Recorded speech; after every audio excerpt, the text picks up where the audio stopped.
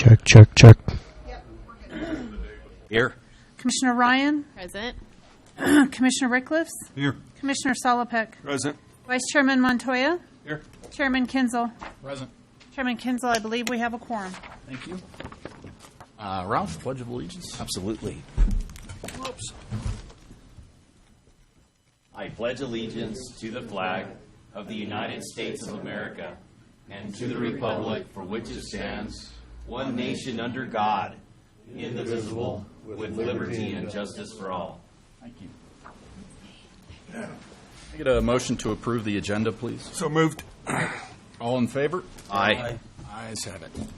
Well, let's go around the room and introduce ourselves. Who wants to go first? Commissioners, audience, my name is Chris Chadwick. I'm Assistant Director, Department of Game and Fish. Chairman, Commissioners, members of the audience, my name is Jacob Payne. I'm General Counsel for Game and Fish. Commissioners, Director Donald Jaramillo, Deputy Director for the New Mexico Department of Game and Fish. Chairman, Commissioners, I'm Lieutenant Darrell Cole, the Revocation Manager, Department of Game and Fish. Commissioners, Director, my name is Paul Varela. I'm the Chief of Administrative Services. Good morning, everyone. My name is Jessica Fisher, and I'm the Shooting Program Coordinator for the department.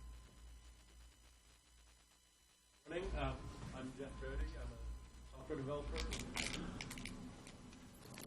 Morning, Elise Goldstein, Assistant Chief from the Wildlife. Good morning, Chairman, Commissioners, members of the public. I'm Stuart Wiley, the Chief of Wildlife. Good morning, Commissioners, Chairman. I'm Isaac Caliente.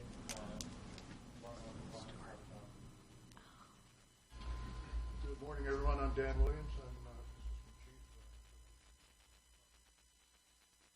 Morning, Commissioners, Director. I'm Tristan Bickford. I'm the New Communications Director for the department. Morning, everyone. I'm with for New Mexico Wildlife. Steve Schmidt, award. My name is Brian Olney. Good morning, everyone. I'm a rancher, landowner near Magdalena, New Mexico.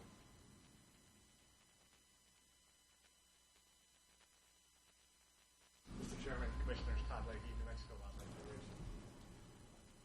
Good morning, Chairman, Commissioners. Michael Dax, Defenders of Wildlife. Commissioner Tanner Anderson, Northern Regional Director for New Mexico Wildlife.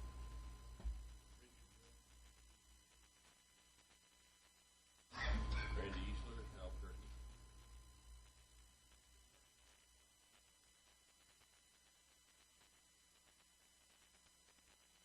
Ogburn, habitat biologist, New Mexico. Morales, Albuquerque, New Mexico. Director, Rio Hondo Land and Gas Company. Morning, I'm Robert Griego.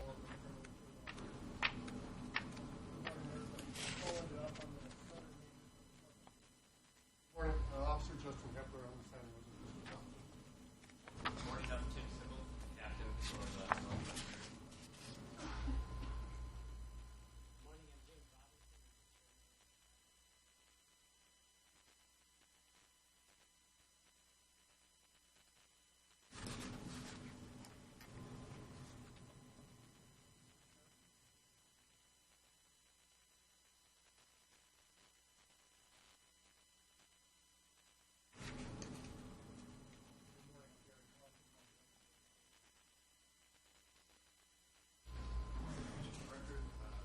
Rex Marks, Program Supervisor, Department of Game.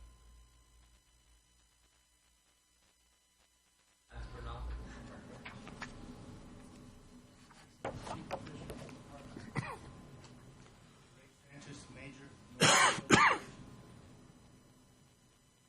Morning, I'm Sandra Ducharme. I'm the Executive Assistant to the Director in the Game Commission. Department of Game and Fish. Good morning, Mr. Chairman, Commissioners. Ross Morgan, Public Information Officer, Department of Game. Morning, Mr. Chairman, Commissioners, members of the public. I'm Martin Perea, videographer. Thank you. Good morning.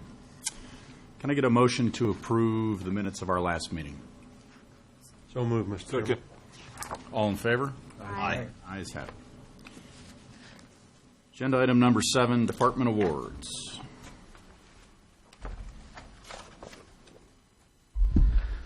morning. Whoa. Hello. Good morning, everybody. Before we actually get started in the awards, if I may have a personal point of privilege, I would like to recognize Dan Williams. This is his last commission meeting. Dan, please stand up. Dan, I believe, has been with the department for about 15 years. Is that correct? And he is a little bit of a legacy. His father also worked for the agency, Jess. And Dan has brought his passion for wildlife, and particularly his passion for wildlife photography, to the agency. His work is scattered throughout our documents and our pamphlets. That's all due to Dan. He's been a huge attribute for the agency and been an advocate for us. And I just want to thank Dan personally for all of the work and your continued efforts to continue to make us look good. So thank you, Dan. I appreciate everything.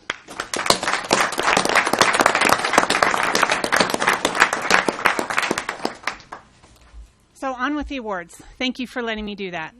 About 4 years ago, when I first became director, actually Dan Brooks, my deputy at the time, we sat around and really wanted an opportunity to recognize the employees that make the agency go on a daily basis. I continue to believe that without the folks out on the ground or sitting in the office, and sometimes we are a bureaucracy, I get it, but they push through that and they get out there and they make wildlife conservation happen every single day. And it's a real privilege when you can take a step back and think about what we've accomplished as an agency in the last year, over the 5 years, over the history of the department. And it's not without these employees that we can do any of this. So it's my privilege today to do the 4th year of Employee Recognition Department Awards here in front of the Commission. This year we had a lot of nominations. It was not easy to make the decision, and each and every person who was nominated is deserving of the award. It's one of those things you have to make the choice. So this year we're going to start off. The first award is the Outstanding Conservation Service Award, and that goes to Mark Watson. So Mark, if you could please come up.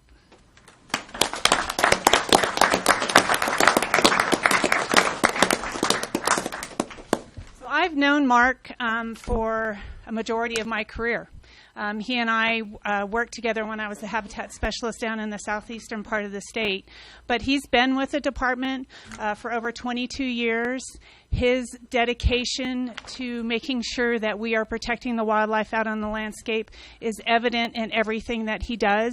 He was the leader of the project across the state of New Mexico to try and prevent traffic fatalities by wildlife fatalities by traffic, and he led that in Tejadas Canyon, up in the Aztec area, and all over the state of New Mexico. He's our point on that and has done a tremendous job continuing to carry that message across the state where we have those wildlife fatalities out on the highways.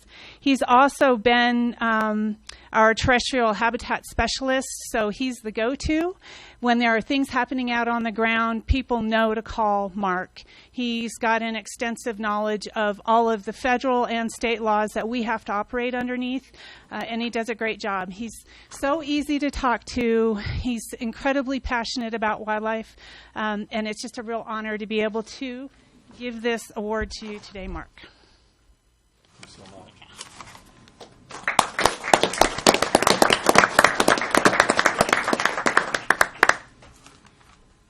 Our next award is the Outstanding Support Services Award, and that goes to Jeff Brody. If you could please come up. So, what to say about Jeff and the whole IT thing? About 10 years ago, Rhonda Holderman, my licensing supervisor, and myself sat down and said, wouldn't it be really awesome if we did more stuff online? And it was a really heavy lift. And we walked back to IT and we're like, okay, this is what we want to go do. We want online applications only. We want to be able to have vendor sales on the computer. We don't want to write out licenses anymore and have to try and get those entered into the system. And so licensing engaged with IT, and it's been a really wonderful relationship ever since. Jeff came on board, and he took the bulls by the horn, and I cannot tell you the work that he has done. When you're able to call in on the phone and do your harvest, that's because of Jeff. He set up the whole IVR system, and he was an advocate for that. We are about a month away from being able to go live with our Hunter Harvest app, and that's the first step in being able to do electronic tagging. That's because what Jeff has done and advocated for within the IT. So, it's ironic that here we are, an agency that goes out into the wilderness, and we love being separated from the electronics, right? We talk about putting down the phone, when in fact, Jeff and all the folks in IT have lifted us up and enabled us to become a part of the 21st century. So thank you, Jeff, for all of your work, particularly carrying forward and enabling the agency to really move into the 21st century. And I say it all the time, we all live on these dang phones, but you have made it so much easier for our customers to be a part of that 21st century. So thank you.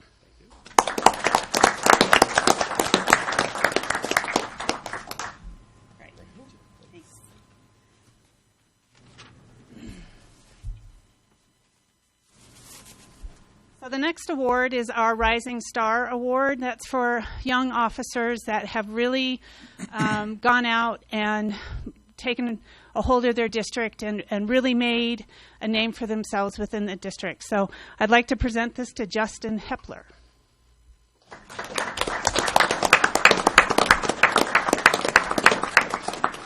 So Justin was actually received a number of nominations from his fellow officers and supervisor, and he's the only one this year that got multiple, so congratulations. But it really is a testament to who he is and how he represents the department. He is what embodies the spirit of the conservation officer. He goes out there and he has set up on his own number of meetings to talk about managing bears and how not to encourage bears to be in your house, and really established a wonderful working relationship with his constituents there within the Santa Rosa district. He's been on district 2 years, I believe, and he really has become an integral part of the community, and that's what we ask of all of our officers. They're an important part of, especially in the rural communities, they provide that law enforcement, but they also provide that outreach that comes from the department. And Justin really, lots of glowing reviews about his relationship with the community, and that's just key to being an effective law enforcement officer out there on the ground. So, Justin, I'd like to award this Rising Officer.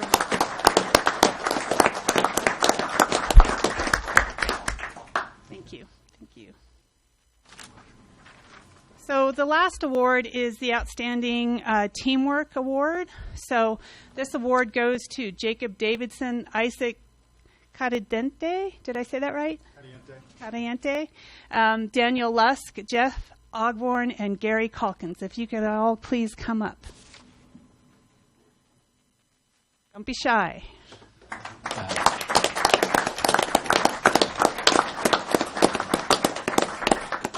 So these gentlemen, last commission meeting, you heard about a prescribed burn that the department did up on the Colon Neblet.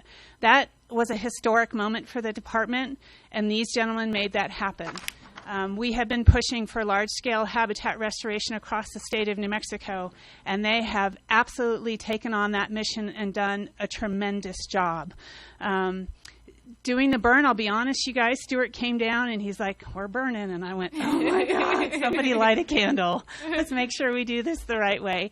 And they did. They made sure we did it the right way. We had all our I's dotted and our T's crossed, and it's a huge amount of work, especially when it's the first time in an agency's history to do the lift that had to happen to make that. I mean, the federal paperwork and the state paperwork and all the people we had to coordinate with, that was these guys. They made that happen. And so now we've established the foundation for us to be able to move forward all across the state of New Mexico on our properties. And it's so exciting to see that happen. And you can look at it and go, oh my God, it's going to take forever. But they made it. I thank you so much for the work that you did in coming together and making sure that we brought all the other agencies on board to help us make it happen. So congratulations, gentlemen. Thank you very much.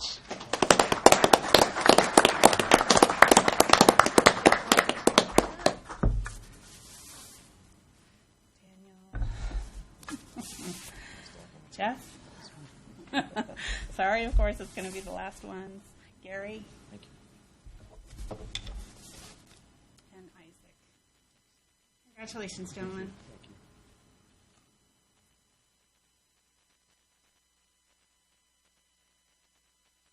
Great. Thank you.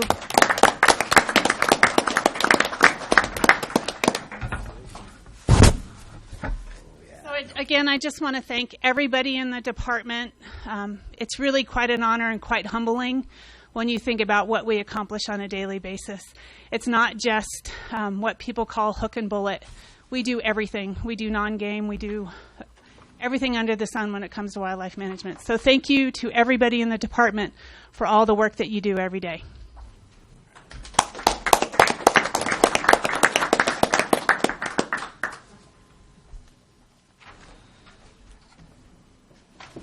Thank you, Director. That was great. Yeah, we need more of that.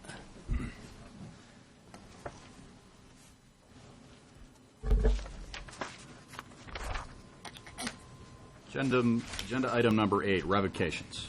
Colonel, good morning. Morning, sir.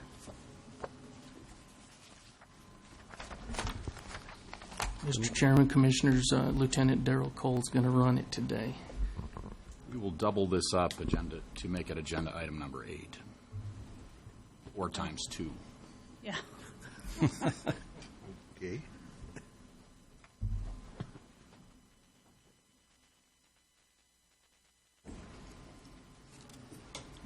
Yep, take off one. Mr. Chairman, Commissioners, today for revocations, we have three areas that, under the new rule, the Director has the authority to suspend licenses for the Interstate Wildlife Violators Compact, Parental Responsibility Act, and penalty assessments. There were 36 individuals that were suspended in accordance with the Wildlife Violators Compact. 291 individuals certified by Human Services Department as being out of compliance with Parental Responsibility Act, and 20 individuals that failed to pay a penalty assessment citation within 30 days. We also have 5 groups of revocations today. That's what I was thinking. Mr. Chairman, if you could please allow us about a 5-minute break. Sure. It's here. We're testing it. The only one that passed was the chairman that caught the agenda item. So Right. we're back.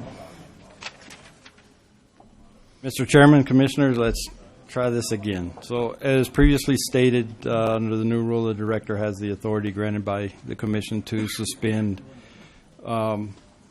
people in the Wildlife Violators Compact, the Parental Responsibility Act, and penalty assessments. Today we have 21 individuals that were suspended in the Wildlife Violators Compact. Got 82 individuals that were suspended for being out of compliance with the Parental Responsibility Act, and 19 individuals that failed to pay their penalty assessments within 30 days. We have 5 groups before you today for revocation. Group number 1 is 1 individual who failed to pay a penalty assessment within 30 days, was sent a notice of contemplated action, requested a hearing. We had a hearing, and she did not file an exception.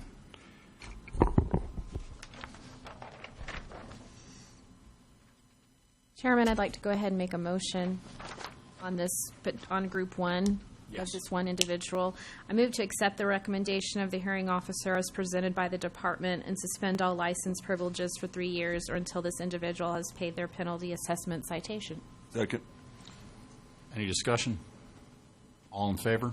Aye. Ayes have it.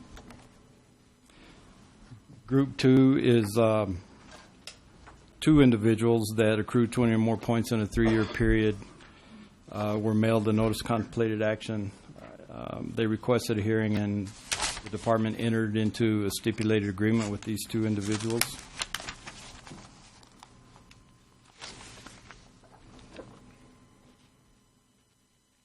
You're satisfied with the agreement? Mr. Chairman, I am. Can I get a motion on Group 2, please? Mr. Chairman, I move to accept these 2 stipulated agreements as written and agreed upon by both the department and the violators. Second. Any discussion? All in favor? Aye. Aye. Ayes have it. Mr. Chairman, Commissioners, in Group 3 is 4 individuals that accrued 20 or more points in a 3-year period. They were sent a notice of contemplated action and requested a hearing. They had a hearing and filed exceptions. Mr. Chairman, Yes, sir. I wish to recuse myself from discussion or action on the Group 3, the 4 individuals. Okay. Duly noted for the record. Any of the individuals here today, Paul Gouroulet, Clay McClure, Ryan Montoya, or Neil Trujillo? Counsel. Mr. Schmidt, correct? Yes. Okay, thank you. Any other individuals here in this group? Chairman. I think since Mr. Schmidt is here, we'll break Neil Trujillo out just into a separate line item, but the other 3 will take, we can take as a group. Yes. So any discussion, questions, or comments on this one? Yes, we're just going to do, yeah. So I request that the first 3 individuals I'm speaking of be included in this motion, Mr. Garul, Mr. McClure, and Mr. Montoya are the individuals subject to my motion to accept the recommendations of the hearing officer as presented by the department and revoke all license privileges of these 3 individuals for the length of time recommended. Second. Any questions or comments? All in favor? Aye. And then can I get a motion as to the 4th individual, Neil Trujillo? Mr. Chairman, I move to accept the recommendations of the hearing officers presented by the department and revoke all license privileges of this individual, Neil Trujillo, for the length of time recommended. Second. Any questions or comments on this particular individual? All in favor? Aye. Ayes have it. Mr. Chairman, Commissioners, Group 4 is revocation of 1 individual that accrued 20 points in a 3-year period, was sent a notice of contemplated action, requested a hearing, had a hearing, and did not file an exception. Can I get a motion on this one, please? Mr. Chairman, I make a motion to accept the recommendation of the hearing officer as presented by the department and revoke all license privileges of this 1 individual for the length of time recommended. Second. All in favor? Aye. Ayes have it. Mr. Chairman, Commissioners, the 5th and final group is revocation of 8 individuals that accrued 20 or more points within a 3-year period and were sent a notice of contemplated action and did not request a hearing. Can I get a motion on this group, please? I move to accept the recommendations of the department as presented and revoke the license privileges specified of all 8 individuals for the length of time recommended. Second. Any questions or comments? All in favor? Aye. Ayes have it. Mr. Chairman, Commissioners, that's the end of our presentation. And then as far as do we sign off on written decision that comes out of this? Mr. Chairman, that should be in your packet of items to sign. Okay. Understood. Thank you. Thank you.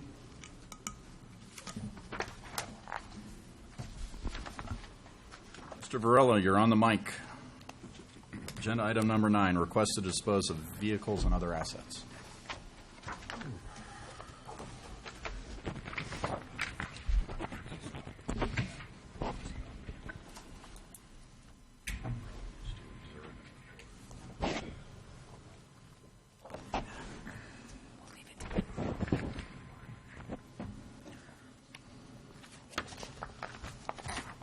Morning, Mr. Chairman, Commissioners. Agenda item 9 is a request to dispose of vehicles and other assets for fiscal year 18.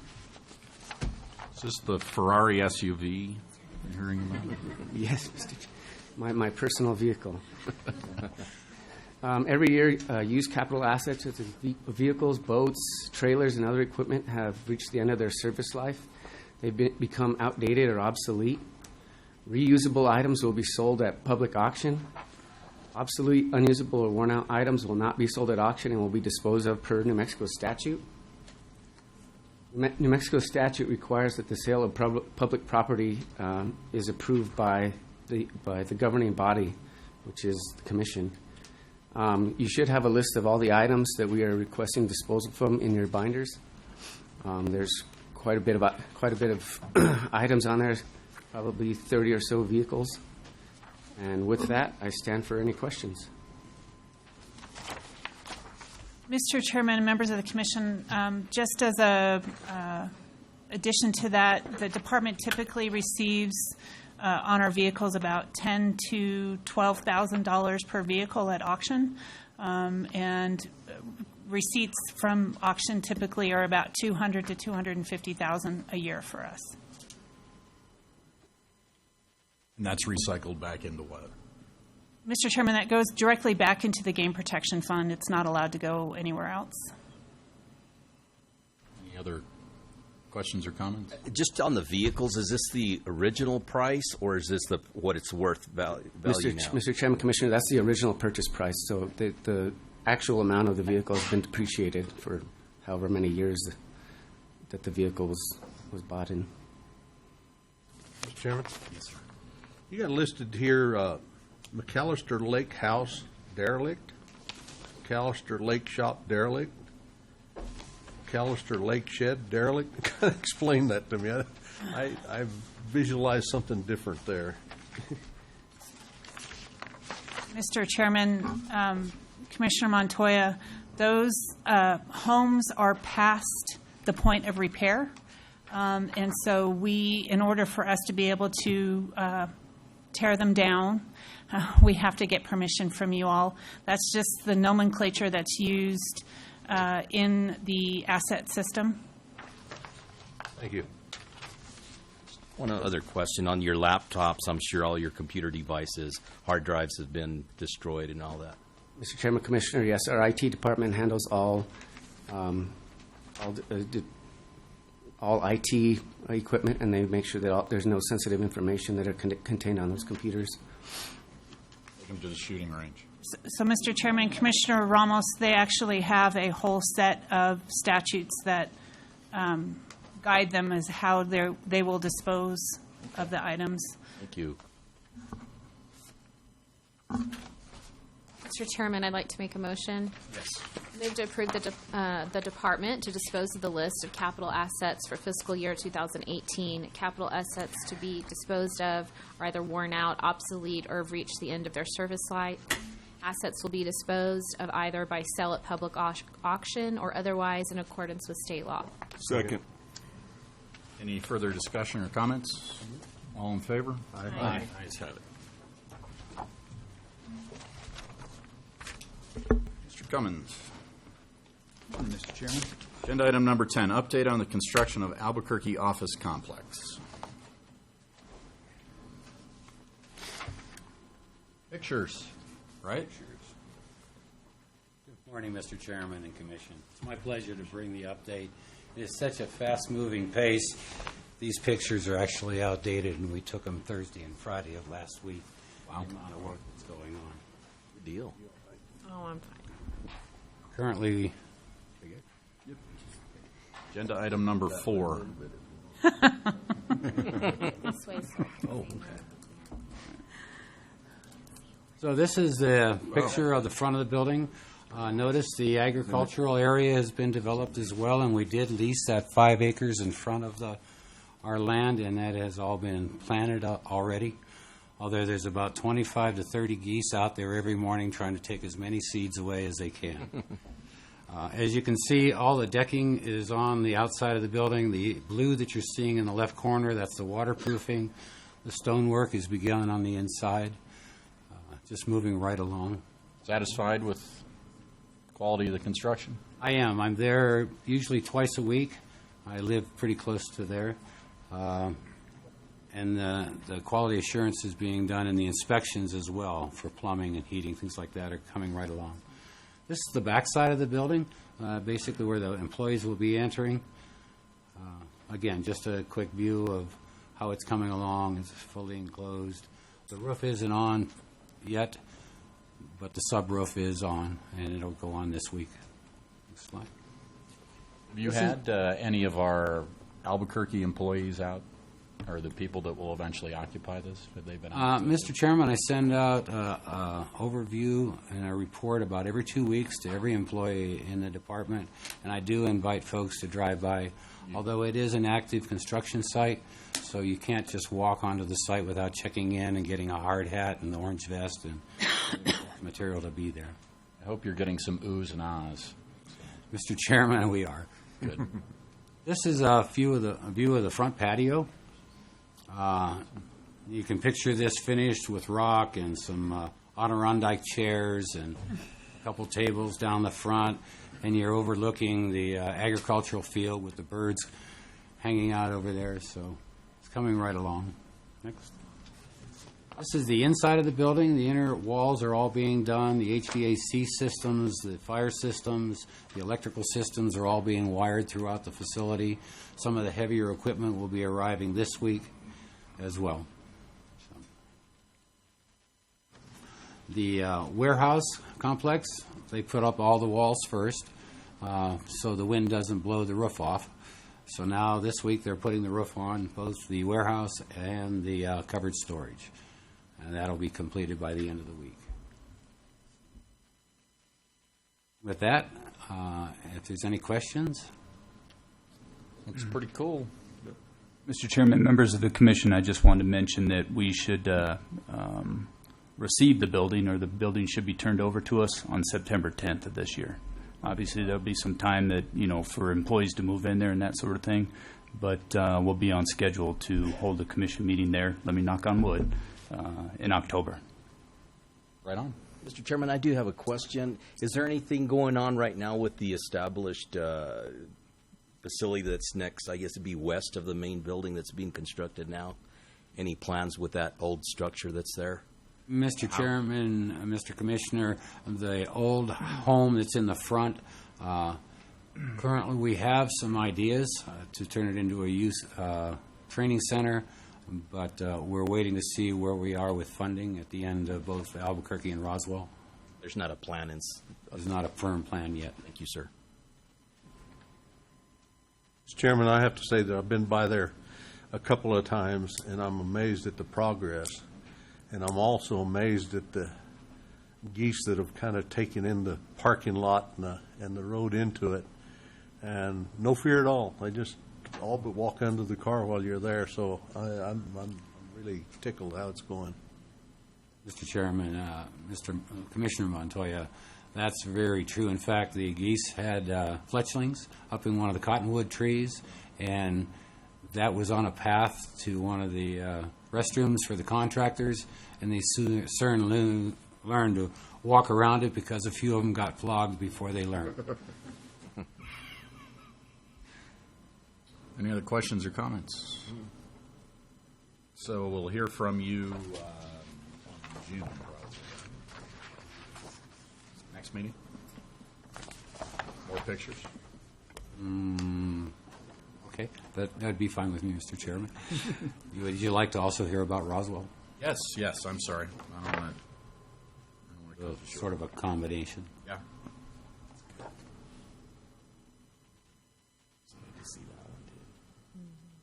Roswell now, or do you want me to do it? Roswell next meeting. Next meeting. Next meeting. Yes. For sure.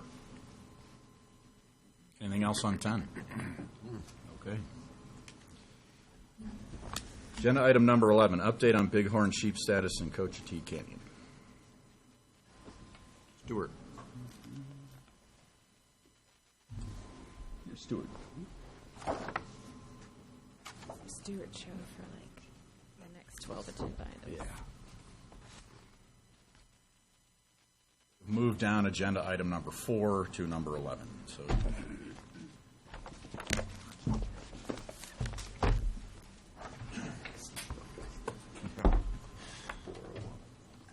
Like Stuart has a full date. Can I not close this?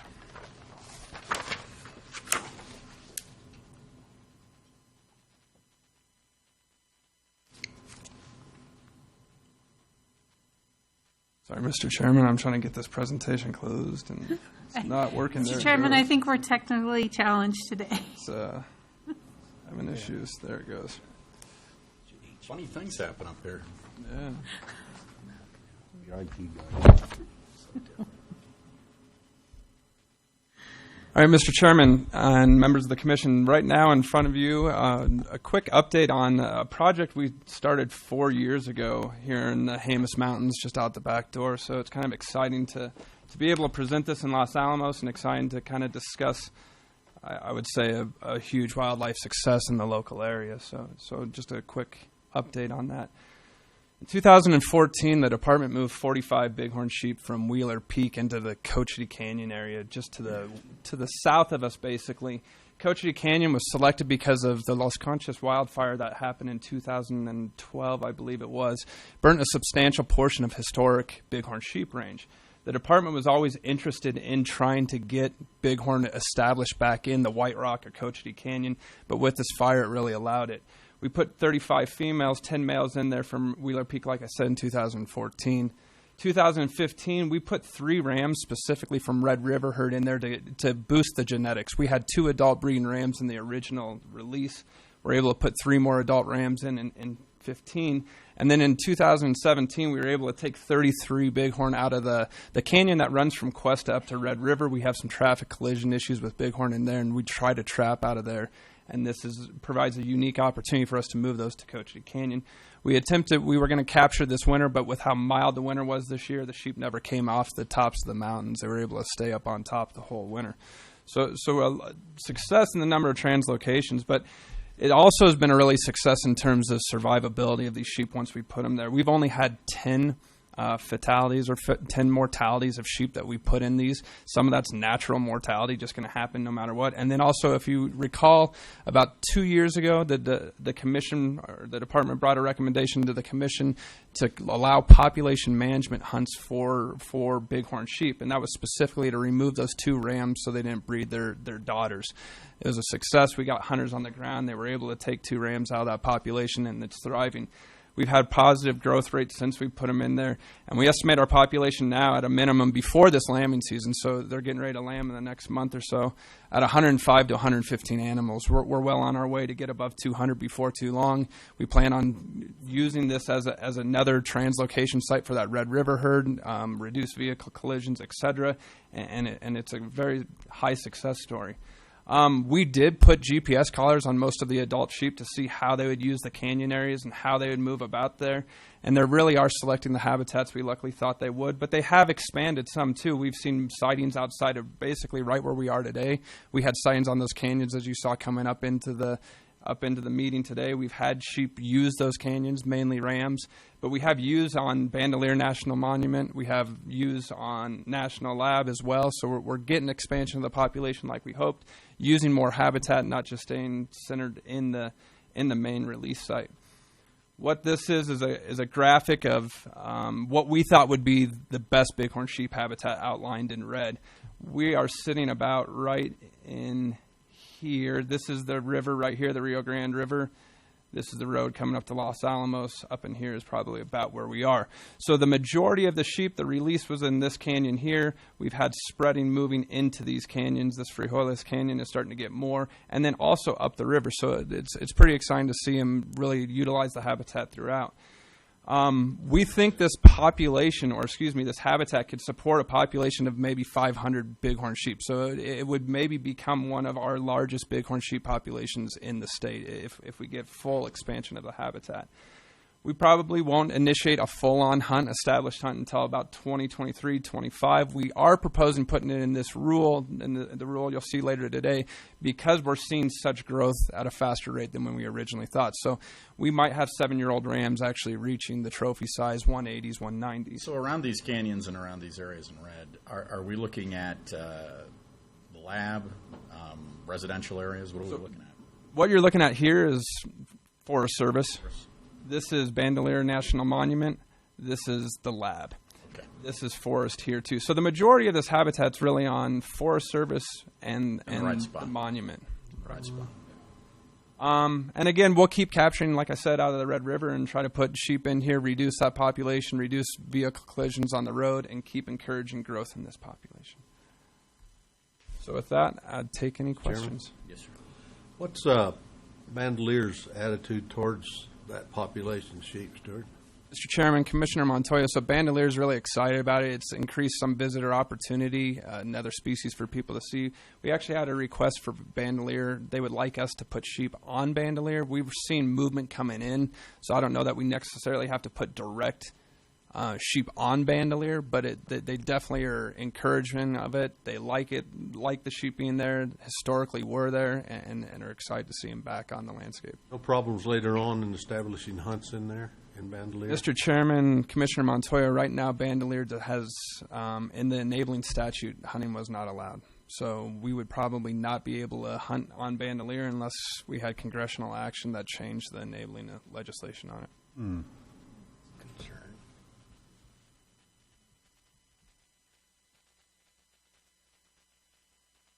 Any other questions or comments? All of that's great news. Good work to you and the entire department. Thank you. Mr. Chairman, I do have a question on that last comment with Bandelier, and being that we are investing to grow the population there, and you said probably a congressional act. Are there any steps working towards that now? Mr. Chairman, Commissioner Ramos, so if you go back to the graphic on this, the majority of the best habitat really is in here, as you could look at here. Most likely, even our GPS collared rams that we have had, they might come into Bandelier portions of the year, but the majority of the time they spend is outside of Bandelier National Monument. So from a hunting standpoint, we don't think it's going to be something to where we won't have access to those animals from a hunting standpoint. Is it statutorily no hunting, or it's not included in the enabling legislation, or is it done by a rule or regulation from the... Mr. Chairman, from my understanding is when they establish a unit of the Park Service in the enabling legislation, they have to put on if hunting is going to be a consideration. In the Bandelier National Monument, hunting, from my understanding, was not put in the Enabling Act for consideration. That said, there has been some pushes in the past by organizations and groups to allow for some limited opportunities that would go through Congress. It would have to take Congress to approve it. For example, a limited archery elk, there was a push a few years ago. So if we had members of Congress that introduced bills that wanted to push that forward, that is a route that can go as well. It'd be a great opportunity for archery. So my understanding is with Bandelier, you have to get a backcountry permit to do certain things there, right? I don't think you just get free around the place. So I'm wondering if there are sections of it that are amenable to hunting if the law were to allow it, rather than just running over the whole thing. Yeah, Mr. Chairman, portions of the Forest Service in here too. Really what it is in this portions of this area, it's designated as wilderness under the Wilderness Act. And so you would have to use a special use permit in some of those areas, even on the Forest Service, but it still would get access into there. And you're correct, if if legislation was introduced in Congress that allowed hunting in there, we would work with them and try to get it in there. But again, we don't see this as an issue, given that the majority of the time they're spending in the prime habitat, which is going to be out in these areas. Gives them a place to rest. Understood. Well, you guys are doing a great job. It's all good news. Any other questions or comments on this one? Thank you. Agenda item number 12, recognition of cooperation by the Department and the City of Los Alamos on implementation of bear-resistant trash receptacles to reduce human-bear interactions. As I recall, I penned a letter on this, or signed off on a letter on this some time ago, so I'm pleased that the department and the city or the county are cooperating to help control this problem. Mr. Chairman, members of the commission, just like you said, we're really happy to be in cooperation with Los Alamos on this project. A little bit of background on it. Bear activity in Los Alamos has been increasing over the last several years. As you guys can imagine, it's a city tucked up next to the mountain in prime bear habitat range. And as we all know, anything that draws bears, such as food, is going to bring them into town. So there was an issue with bears coming into town, and mainly at dealing with trash, as you can see. A couple pictures here. Some of these actually made national news. If you guys do not remember, the bear on the left was a bear that was inside of a dumpster that got put inside of a trash, and it rode the top of that. It made national news for quite a while. The bear was fine. That trashman backed up to a tree and it walked off. But it was an issue, and it's a problem that we had to deal with. It's a problem we have to deal with a lot of our cities. We try to work with our municipalities or cities to work on bear issues, bear-aware issues. But the biggest thing is trying to reduce that attractant, reduce the attractant into bears coming into town. And what we were working on is reducing bears coming to trash is the biggest issue. The first phase of the project was really to work with the county and also the medical center on bear-resistant dumpsters, if what they were. So you could see here, these are the ones that were installed that we had. They're resistant. The bears can't get in, so it reduces that attractant, reduces bear activity in town. The department, between Department Los Alamos County and the medical center, we purchased 13 bear-resistant dumpsters. You could see the numbers there, the cost and the split. We used a Share with Wildlife grant on that to help. The county paid the remaining, the percent that was the non-federal money to help do this. And then most recently in the phase 2, which I think was really kind of the most exciting because it has potential to get the biggest impact, is residential trash cans. And so using residential roll-off carts, as you'll see there, for these big trucks to come in, those are bear-proof, bear-resistant. I mean, they have a latch in it so the bear can't get in, reduces that attractant. We were able to purchase, in cooperation with the county, 300 bear-resistant containers. So a huge success in terms of that. It should reduce our bear complaints, and we'll continue to work with the county on funding potential to keep increasing to get more carts out across it and reduce that attractant. And that the other thing I want to applaud the county on and our employees in the department is really working on bear aware. It's one thing to just kind of talk about, one thing to see bears and trash, but really working about why do we want to reduce this trash? Why do we want to not feed bears? Why do we want bears back in the wild? And really working on the whole living with bears within your neighborhoods, and also talking about, a fed bear is a dead bear, really. And it's difficult to get with habituated bears and get them out of that. So that's what the goal of this was. It's been successful, and I think it will continue to see this as successful as we get these containers going. So again, kind of talking about the benefits, again, we really see less removal of bears because they're not being habituated to food. There's habitat in the mountains, but not the strong draw to a human food source inside of a town. So with that, I'd take any questions, and I know we do have someone from the county that maybe would like to say something. But I just want to say I'm pleased there's progress on this. I know some years ago that there wasn't really a recognition of the problem. It was happening. There were pictures. We knew that there were bears in town. And I think both the department and then me as chairman of the commission, we were disappointed that there wasn't a recognition that there was a problem. But it sounds like those things have worked themselves out. The good news is some of this cost is borne by the department. We can help solve this problem or make it less of a problem, and we will continue to do that throughout the state wherever we have these bear-human interactions. So I encourage any community if you've got that problem or you see it on the horizon, come visit with the department. We will cooperate with you to the fullest extent possible to get a program in place that works for everybody. So I'm glad that there's a recognition of this issue. It doesn't just happen, right? There's trash and other things that draw these bears in. And so I guess the first step in any of this is recognizing, hey, we've got a problem now, let's go fix it. Any questions or comments from the commission? Stuart, are the big commercial dumpsters effective? You've had 2 years with them. So. Mr. Chairman, Commissioner Rickless, yes, they're very effective. You know, one of the biggest draws was at the medical center, and that's actually reduced significantly since we put in those dumpsters, that we're not having the issues of bears in trash cans. Bears are wandering around the medical center. So we've had a pretty significant reduction in bear activity around those areas because of that.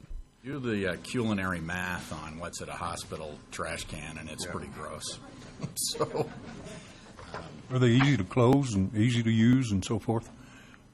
Mr. Chairman, Commissioner Rickless, yeah, you could kind of see here, and it's not the best picture, it's just a hinge door right here that's just a latch. So a person can very easy to open it up and close it. So it's the same concept of a lid on a trash can, but it just has one little latch that prevents a bear to get in is all the difference is. Sometimes. So, and these trash cans, it's another latching mechanism on these trash cans, the residential carts. I think that's going to be the huge success that we'll see in the future, because residential trash, as you could imagine, some people put it out the night before, some people keep it out all week, and if we can get this residential trash that's bear resistant, I think we'll really see strides in reducing that bears coming into town. Once they learn that they can't get a reward out of that smell, I think they're going to avoid coming in the first place. Does someone from the county want to step up and say something? Bring the whole team.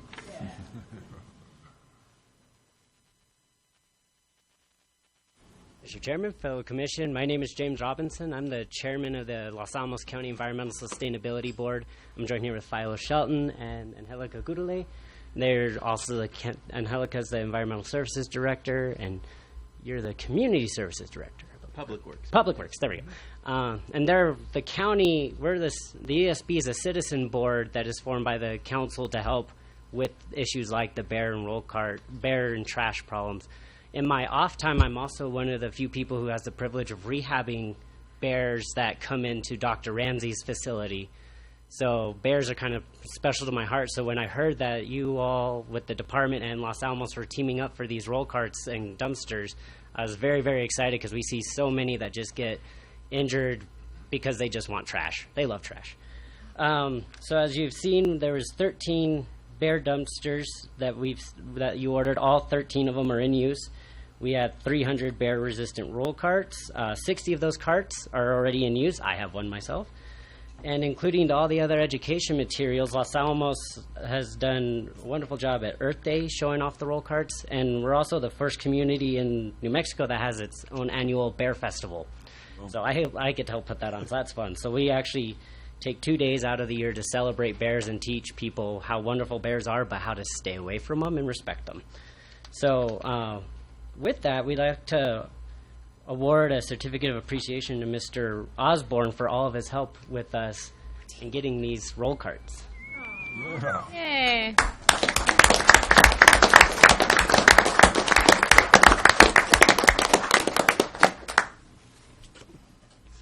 He had the great privilege of attending one of our meetings, which also was one that we had a discussion about an ordinance concerning bears, so he had to kind of wait for some for some public input on that one before we got to talk about these roll carts, but they were great.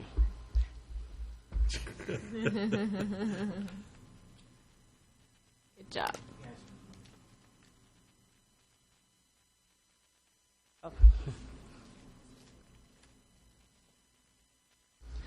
Thank you very much. We appreciate it. Thank you. And we look forward to working with you guys further. Well, I would encourage you to make yourself available as a resource to other communities. Oh yeah. So I'm sure Stuart will now pass your email address. Oh, definitely. I'm always happy to help any other community. We that are know interested, there's several but that need it, so yeah, it's they're available. It's an important program and a big deal. So thank you very much. Thank you. And I'll just say it's a pleasure to see all of the commissioners and Alexa and all the familiar faces. So thanks for the partnership, and the community really appreciates it. We're working with students to teach them about bear awareness and trying to get that message out. A fed bear is a dead bear. We did have an art contest about it, and the children came up with beautiful artistic drawings about bears. There was a crazy hair day at school, and the one little girl made her hair into a trash cart and then put a bear in it out of her hair. So I think the message is pretty clear that bears are an issue, and we're just trying to learn how to live with the wildlife. So thank you so much. Right on. Thank you. Anything else on this one? Well done. Thank you, Stuart. Agenda item number 13, subsequent discussion for potential rule changes on the Barbary sheep, oryx, and Persian ibex rule 19.31.12 NMAC for the 2019-2023 season. I'm going to be really old then, my gosh.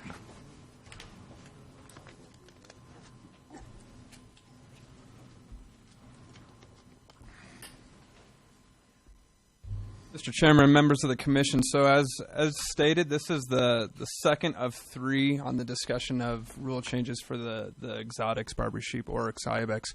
So really, at this point, as we've been discussing these rule changes, it's the last kind of opportunity to get some opinion in before we bring it in front of you at the next time for a final rule proposed change. So. The department has come up kind of with their more final recommendations and looking for any guidance if you guys have any other discussions or not. So just want to kind of get into it real quick on some public comments. The department did hold 3 public meetings across the state in Las Cruces, Roswell, and Albuquerque. And then we received quite a few public comments on the website. So far we've received 31 comments across the whole suite of the 3 species. The biggest of all those comments is maintaining the once-in-a-lifetime status for the on-range White Sands Missile Range either sex hunts. So the public in general is very supportive of the keeping the once-in-a-lifetime status. We had some, as you'll see there, 10 comments saying in support of not having once-in-a-lifetime hunts. In a second, I'll get to the survey that we did. So this is one of the public comments, but we did receive 3,000 responses back from our survey. So I'll get to that here in a second. We also had some, if you remember, we proposed originally on removing the designation of serving in the Afghan or Iraq campaigns for those veteran hunts. We actually had some people really opposed to that, and I'll get to that here in a second. And the draw data suggests maybe we shouldn't remove that. So again, I'll get to that. And then a couple other little changes or comments throughout. Want to go through since the last time to really get at some data on showing what's going on or what we've been seeing with applications as well. So that top left-hand graph is the harvest success by population size. So really, success rates on those hunts on White Sands Military Range are maintaining high. Regardless of what the population size is, success is between that 80 to 95% is where we're seeing it. Maybe a little bit of a dip when it's on the lower end, but really you'll see that line's pretty flat. The bottom left-hand graph is the number of resident Iraq or Afghan applicants that apply each year for that hunt and through time. So what you'll see is we're getting a lot more applicants in the most recent years for those hunts rather than there is supply. So supply is, our demand is way outnumbering supply. So that's where we're kind of coming back on that recommendation. Originally we said we'd pull the designation to any veteran. We're kind of recommending now, given the data that we've looked at, maybe maintaining that and also some of the public comments. The other big thing on that right-hand graph you'll look at, that is the number of once-in-a-lifetime applicants. So number of resident applicants that have never received a once-in-a-lifetime oryx tag on White Sands Missile Range. As you'll see here, and what these lines represent there is, if you remember, we went from a full fee up front. So when we used to just charge the application fee versus when we went full fee up front is where this occurred. Since full fee up front happened, we've seen a steady increase in the number of applicants each year applying for once-in-a-lifetime hunts. So demand is way outnumbering supply. Almost 7,000 resident applications each year applying for those once-in-a-lifetime hunts for approximately 300 hunts. So really low draw odds right now. One other things we wanted to look at is looking at the differences in what's happening with hunter satisfaction and hunter success potentially, and what's maybe driving that. So what we have here is satisfaction range. So if you remember on your harvest reports, it asks you to rate your hunt from a 1 to a 5, 5 being the best. We wanted to look at what might drive some satisfaction. Very slight, maybe driving on that left-hand graph is an increasing in the population size on White Sands Missile Range might increase hunter satisfaction a little bit. Hunter satisfaction by the success really isn't changed much. You can see there it's variable but not changed. Success by the total licenses. So this is the harvest success by the licenses per the hunt. So if this is looking at where we had 120 hunters on the hunt versus where we had 45 hunters on the hunt. You'll see there it doesn't matter how many hunters are on the hunt. Success rate's not changing across that hunt. And the other thing that we looked at is the number of licenses per hunt versus the hunter satisfaction range. So the question is the more hunters, are people less satisfied with their hunt? And we don't see that. As you'll see here, it remains flat. And so even as we get more hunters on the range hunting at one time, hunter satisfaction is remaining high. It's not changing by the number of hunters actually hunting. As you recall, at the last commission meeting, there was a recommendation to send out a survey to Oryx applicants to judge their feel on proposed changes. We sent out approximately, I think it was almost 13,000 surveys. We had responses from 3,400, so a fairly, I would say, reasonable response rate, normal response rate. Response rates on surveys are never high unless they're mandatory. So what we looked at was approximately how many years. What the first is how many years people have been applying for their once-in-a-lifetime. So the majority are in that 1 to 5 years. We had 122 respondents that have been applying for Oryx for over 21 years and haven't received their once-in-a-lifetime. So then the next question was, would they prefer or would they be supportive of a strategy that moves some of those hunts from once-in-a-lifetime to non-once-in-a-lifetime? What you'll see there is pretty overwhelmingly the response was no. They want to keep them as once-in-a-lifetime. Again, on the kind of the reverse question, so we asked the same question but two different ways to make sure people are truly not just clicking through a survey to take it versus seeing if we get the same response, and it's the percentage lines up. So is again, overwhelmingly people want to have more once-in-a-lifetime licenses on range. And then the third question kind of talk about increasing non-once-in-a-lifetime if they'd be supportive of it. So again, everyone was in favor of keeping once-in-a-lifetime for the majority of licenses on range. Is this an extension of the dialogue we had with fellas from White Sands? Mr. Chairman, that's correct, yes. Okay. Have we resolved? Mr. Chairman, I believe we have. Okay. And so they are here today. We had a discussion last week with them on the phone, too. They sat in all of our public meetings. I do appreciate Patrick and Gilbert coming to all the public meetings here through. As some of you are well aware, public meetings attendance can be okay sometimes. Sometimes we get 7 members, sometimes we get 15. It's never outstanding. So we really hear more from hunters through emails or on the backside rather than the public meetings. We discussed the proposals with White Sands after those meetings, and we're coming back. I think we're on the same page now. Is yes, we'll keep all those hunts as once in a lifetime for the either sex on there, and kind of go back with the original structure that we discussed, adding 4 new hunts to White Sands Missile Range, creating that as a structure of 65 once in a lifetime hunters, 15 broken horn, and 5 veteran hunts. And so this fits within the mission's range and our range within the range's mission. There you go. The range's mission, and then also what you're trying to accomplish. Chairman, that is correct. So overall, what it is adjusting the season dates for calendar shifts, adding those 4 hunts on the missile range, but creating most of those as once in a lifetime, 65 of those hunters.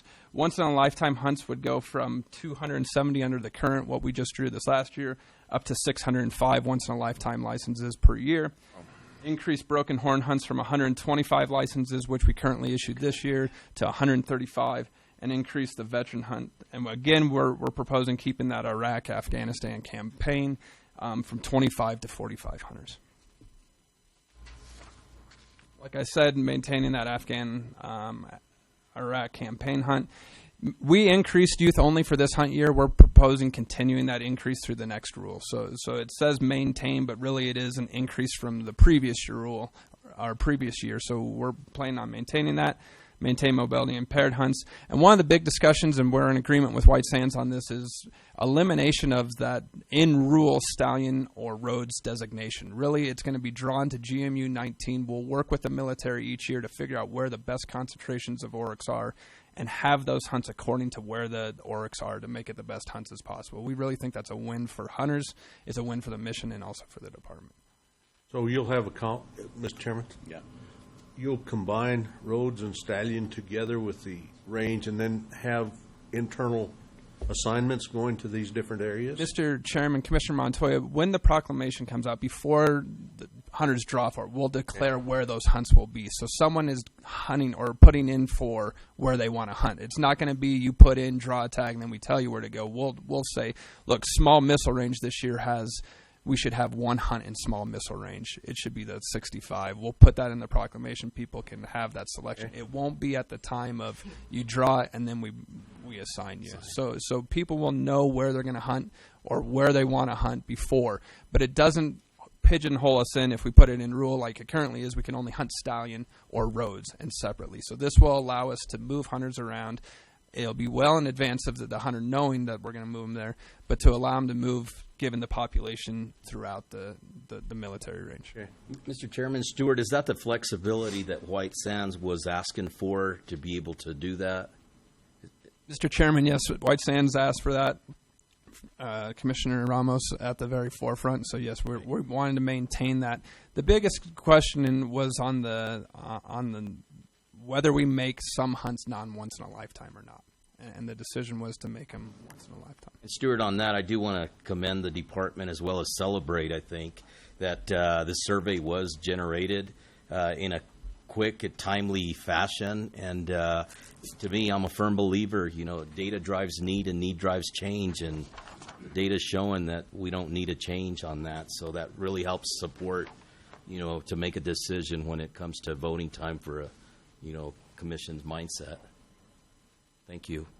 And the last thing with oryx on the missile range was increasing. We have kind of a wounded warrior type hunt, not wounded warrior as the actual organization, but we do have an injured veteran hunt. We have 3 licenses in there. These are a lot of times people that can't get out of vehicles, double amputees or something like that. So we have 3 cases. It's year-round hunts. They can be offered. It's in rule currently, but we want to offer more. There's more opportunities for it. It's a really unique situation. We want to partner with White Sands to help run those hunts and make it a kind of a special event for those. So we discussed with White Sands and moving that from 3 to 10 and probably helping them escort those hunters as well and really making it a unique experience. Would that be a multi-weekend type of hunt to accommodate their needs? Or Mr. Chairman, Commissioner Ramos, the rule is flexible in that because it's a year-round season, but I think what we would discuss with White Sands is maybe doing it as one big event and really trying to showcase the event rather than trying to do it every few weekends. Sure. and really try to more showcase it. Moving to off-range oryx, we've seen increasing success rates in harvest off-range, suggesting an increasing population, which also coincides with an increasing population on-range. We've seen that most likely. We're getting there. Real quick on the applications for off-range, you'll see there in that top left-hand corner, applications for the non-youth hunts off-range have been steadily increasing through time as well. So there's a lot more demand for oryx hunting in general, not only on-range but off-range. One of the ones that actually did not see an increase through time is youth-only off-range hunts. You'll see that in the bottom right-hand graph. That is basically showing steady through time. So our proposal is kind of a little bit different than what we saw in Clovis. We're proposing increasing more off-range hunts on that general hunt code rather than the youth-only hunt code. We were talking about an increase on the youth-only more significantly than what we originally proposed, but because it's maintaining steady, we back that down. Still a little bit of an increase, but not as much, and moving those more to that general hunt code. So a 33% increase or 200 more tags on the off-range hunt for everybody, and then 20 more tags for the youth. Moving on to ibex.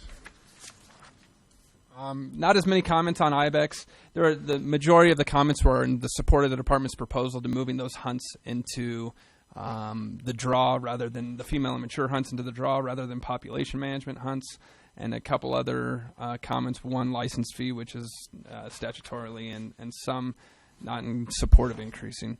Real quick, as you know, in the last few years, we've been increasing licenses to try to maintain that ibex female and mature population. We're starting to get there, and what we've been doing through population management with this rule. What we want to do is actually put those hunts in the draw, so it's opportunities for the hunters rather than in the population management. We want to create 4 new hunts, 4 new female immature hunts of 75 licenses. We think that will stabilize it. Given the success rates we're seeing on female immature, it's about 40%, so about 120 ibex female immature each year should about stabilize the population. But maintaining youth only, archery and muzzleloader, and the once-in-a-lifetime hunts. But the other suggestion was to combine the once-in-a-lifetime hunt with the 5 incentive tag hunts, so they hunt at the same time. The billy hunters are all hunting at the same time. We agree with that. It just puts 5 more hunters there. They're all hunting the either sex at the same time. Stuart, I know you're speeding through this, man. Can we back up to the ibex? So you're talking about 4 female hunts where they're specifically, when you put in, they're for female and that's it? Mr. Chairman, Commissioner Ramos, that's correct. So it'd be 4 hunts of 75 hunters each established in there. Okay. Rather than the population management hunts. We're running about 5 female mature hunts a season right now, but a lot of those are population management. Yes. They're drawn after. This would be in the draw when people go to apply. We'll get it through there. We have seen an increase in the female immature applicants as well. In 2015, it was 164 applicants. In 2017, it was 338. We haven't looked at the data from this year, but I guarantee it's going to go up given every other species went up. So we're probably more like 400 applicants just on the female immature. Absolutely. I think the opportunity for people to apply for that and making that decision, I appreciate that being in there. Mr. Chairman? Yes, sir. Stuart, is that population still increasing some, or are we staying within the agreement with the BLM, et cetera? So, Mr. Chairman, Commissioner Montoya, there's no formal agreement, but the agreement basically says 350 ibex. We're at about 750 to 800. We've worked with the BLM to say, look, the original 350, maybe that wasn't a true carrying capacity. We do see ibex start leaving the mountain once they approach that 1,000 mark. The goal is to keep ibex on the mountain and not have significant resource damage. At 800, 750, we're not seeing that. The BLM is okay with us at managing it. So we're kind of moving to this right around 700 to 800 animals we want to manage at. That's where that 4 hunts of 75 female mature comes in. We think that will level the population out. You know, ibex are highly productive, almost twin every single year, sometimes triplets. They could breed at age 1, and so they're highly productive, and trying to get at that has allowed us a lot of opportunity. But trying to maintain it is where we'll be at about that 700 to 800. And off the mountain permits, our success rate is increasing, or do you know? Mr. Chairman, Commissioner Montoya, so really they're year-round. Anyone could get it. We don't sell very many licenses. Really, I think what happens is when someone actually knows about them out there, they're going to get the license and they're getting it. So we don't have many people that just buy the off-range license, go try to hunt it off-range. We actually kind of discourage that unless someone actually knows they're off-range, because there are not many ibex off-range. Our goal is to make sure there's not many ibex off-range. It occasionally happens, and it really gets more predominant when we get above 1,000 ibex on the mountain, for sure. Okay, thank you.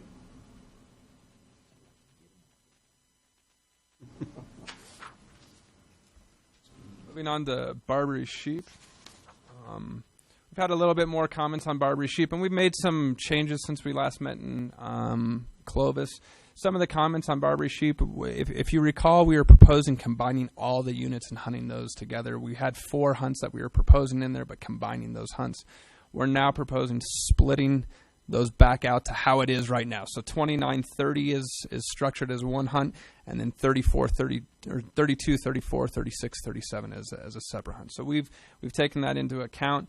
Also, some of the more public comments we heard about was increasing the length of the hunt. We were proposing 10 days. We're now proposing 14.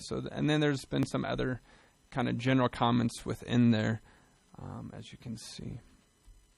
We think that population's been increasing. What you'll see there is license sales is on the top and the harvest is on the bottom. Again, harvest has been increasing through time, suggesting probably increasing population through there. Most of that license sales, though, is not necessary. The draw has been flat draw licenses for the last 4 years. Harvest has mainly been increasing. Just the success rates on those draw hunts have been going up, suggesting that increase in that population. But where we've seen this most significant increase in license sales, and that's what this graphic is on those over-the-counter statewide hunts. We've gone from as low as 400 up to 800. So they've almost doubled in the last few years on those over-the-counter hunts. Whereas harvest has remained fairly stable. So, yes, more people are buying licenses, trying to go find them, but harvest on the over-the-counter has remained stable, maybe slightly increased, as you'll see in the bottom graph. So our proposal is to increase the draw licenses by 25%, total to 1,600 licenses. Again, I'll get to the split in just a quick second on how that hunt structure would look like, but it's going to go to the 2 different splits in the GMUs and 4 different hunts. Adjusting season dates for calendars, as you guys know, and gals, we do it every single rule. Maintain those splits, like I said. But here's what where our proposal really looks like in terms of the licenses per hunt and when those hunts would occur. And so we have one October hunt. We talked about a unique experience in that October time frame, and then a December, January, and February hunt. Early December running for 14 days, late January 14 days, and then February for 14 days. So it increases not only, right now there's only 2 hunt codes for Barbary sheep. This moves it to 8 hunt codes, so more opportunities for hunters to choose what hunts they want to go on, increases licenses, and increases kind of more of an opportunity for a hunter to choose what they want to hunt on. One thing I also want to mention on Barbary sheep that's not on this presentation, but that's in the current rule and would maintain through the current rule, is private landowners within those GMUs where we have those draw hunts, we can enter into a special management property with those to really coordinate harvest on their property to achieve goals on there. Some of it might be that they're right in the heart of Barbary sheep country, trying to get the ewe harvest in there that's necessary to maintain populations or to stabilize it. We'll work with them on a special management property. It's not on here, but we're proposing keep it in the current rule. Some other quick proposed changes. Right now, you can't hunt with your draw licenses on private land. That was an oversight in the last rule. Almost all of our other licenses say you could hunt with a draw license with written permission on private. So that was just an oversight. We're going to put that back in the rule.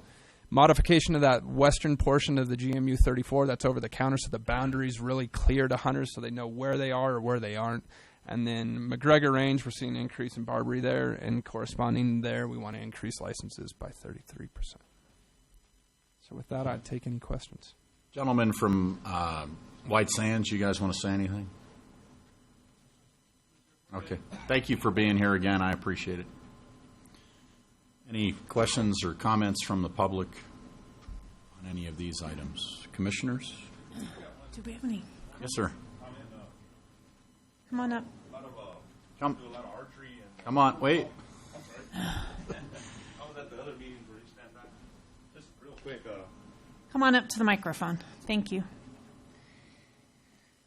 Commissioners, everybody. I do a lot of archery in the state, and we were wondering, if an archery hunt for Barbary wouldn't be a good hunt code also to put in, and why it's never been, or I don't know. Now it was just an idea that I know that a lot of people that we've talked about a lot, and I don't know why it wouldn't hurt. Any room for that?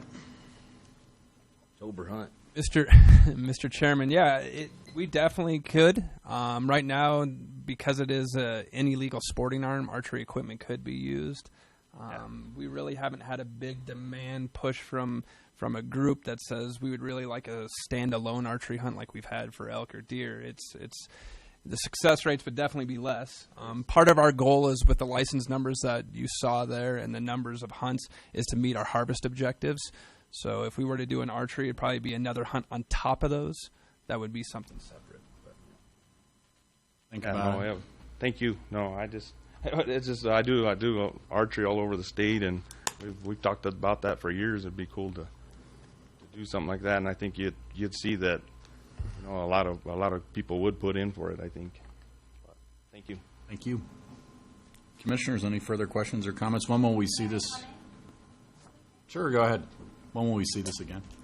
It will be up for final adoption at the August meeting. Okay. Chairman, Commissioners, I'm Katie DeLorenzo with Backcountry Hunters and Anglers.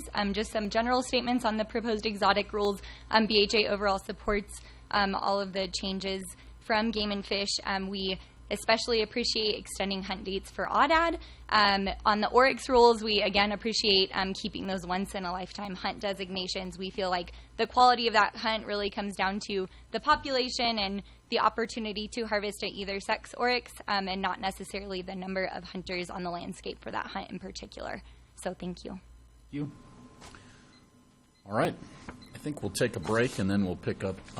I did have a question, Stuart, and I'm sorry. I know that, can you go back to the slide on the Barbary sheep with the units? And I know I really appreciate that you split it back up versus conglomerating it into a kind of a region or whatnot. But do you think 32, 34, that 36, 37 could be maybe split into two more? And the reason why I say that is just the congregation of hunters, you know, in these units at the given time, but also more opportunities for people to put in, giving them other options. And it's getting tough to draw, and that's kind of what I'm looking at. Mr. Chairman, Commissioner Ramos, so part of the reason why those were all kept in there is, and I don't have a map in front of me, so I apologize, but where all those GMUs meet is really where the concentration of Barbary are. It's not that they're in the most, except for maybe a little bit in 32, but especially 34, 36, 37. Those all join together in one area where all the Barbary meet. So the question is not necessarily, we don't want to have a hunt specific to 34 and all the Barbary be in 36 at that time. And so it allows the hunters, if they're on that one side of that line, to be able to move back and forth. We discussed, when we were discussing the splits in general, why we went with that is because in that 32, 34, 36, 37, we want to have that flexibility if the Barbary aren't in there, to where we have a hunter draw it that year, not have the opportunity to harvest because they're all sitting in 34 or they're all sitting in 36. So that's why those splits were maintained in that. And I do appreciate you splitting it up. I just wanted you to verify the justification on that, and I do appreciate that. And if I would, just like the comments this gentleman made, I would recommend a December archery hunt right there in there somewhere. But that's just my 2 cents on that.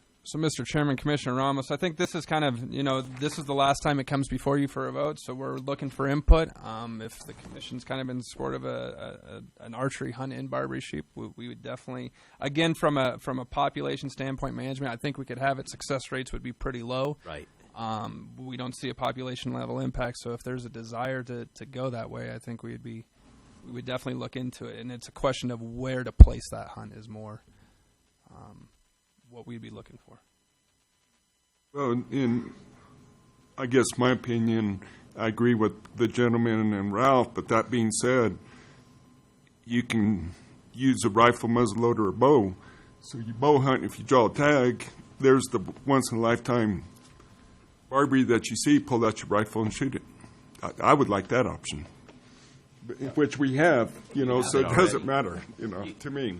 You have it, but on the other hand, when you're a naturalist and you do want to look at archery, you can also look at the perspective of having compound versus traditional, and only having those type of hunters out there, where a rifle hunter would come in and shoot them under you and spread the herd or whatnot.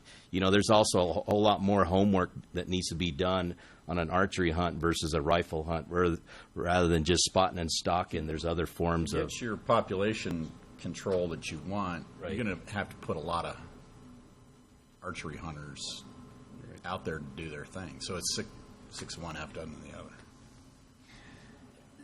So, Mr. Chairman, if I could make a suggestion, I know you were ready to go to break. Maybe we can have this discussion during break and come back with a final. It's hard to do this on the fly when it's not even in. Well, no, what I would recommend is just further dialogue with Commissioner Ramos and perhaps Commissioner Solopek, and you'll take more public comment on this, and then perhaps follow up with that gentleman. And if it makes sense, I trust your judgment. So if it's something we can fit in, great. But if it doesn't fit within the overall framework of what you're trying to do, I don't want to put a round peg in a square hole. But if you're trying to do population control and the success rate is low, you're going to have to put a lot of people out there, which halfway defeats the purpose of. Mr. Chairman, we definitely could do that. And because of the new statute on rulemaking, I think we have to have this ruled to the register pretty soon. So we'll work pretty diligently in the next hours to days, and we will. And I'll make sure that we talk with it. What we would do is probably not reduce rifle hunts. What you see here is we'd probably want to maintain that, is just add an additional. I wouldn't reduce. What we would do is add an additional archery hunt if we went that proposal. I think that'd be great. I mean, we do it for javelina. It's kind of the same thing on there as well. I would agree with that, to not reduce this and go with that. I'd be in favor. Who says public meetings are useless? All right. We accomplished something today. Any further questions or comments on this particular item? All right. Thank you. Why don't we take a quick break, and then we'll come back and start. I was an officer, so I know how it works. They're going to go kill the shit out of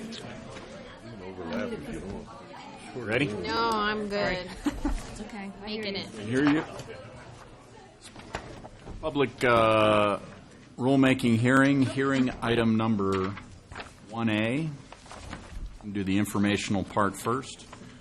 Rulemaking hearing on final rule changes on the Bighorn Rule 19.31.17 NMAC for the 2019-2023 seasons. Stuart. No. Yeah. Bear with me. Try to get a pass. I'm going to screw this up, so my apologies in advance. Hearing officer's opening statement.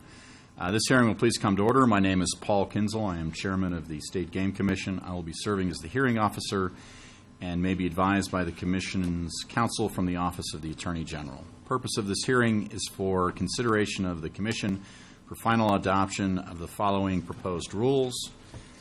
There's 4 in front of us today. I will read a summary of the 4, and then we will take them in order. We will vote at the end of each particular final rule.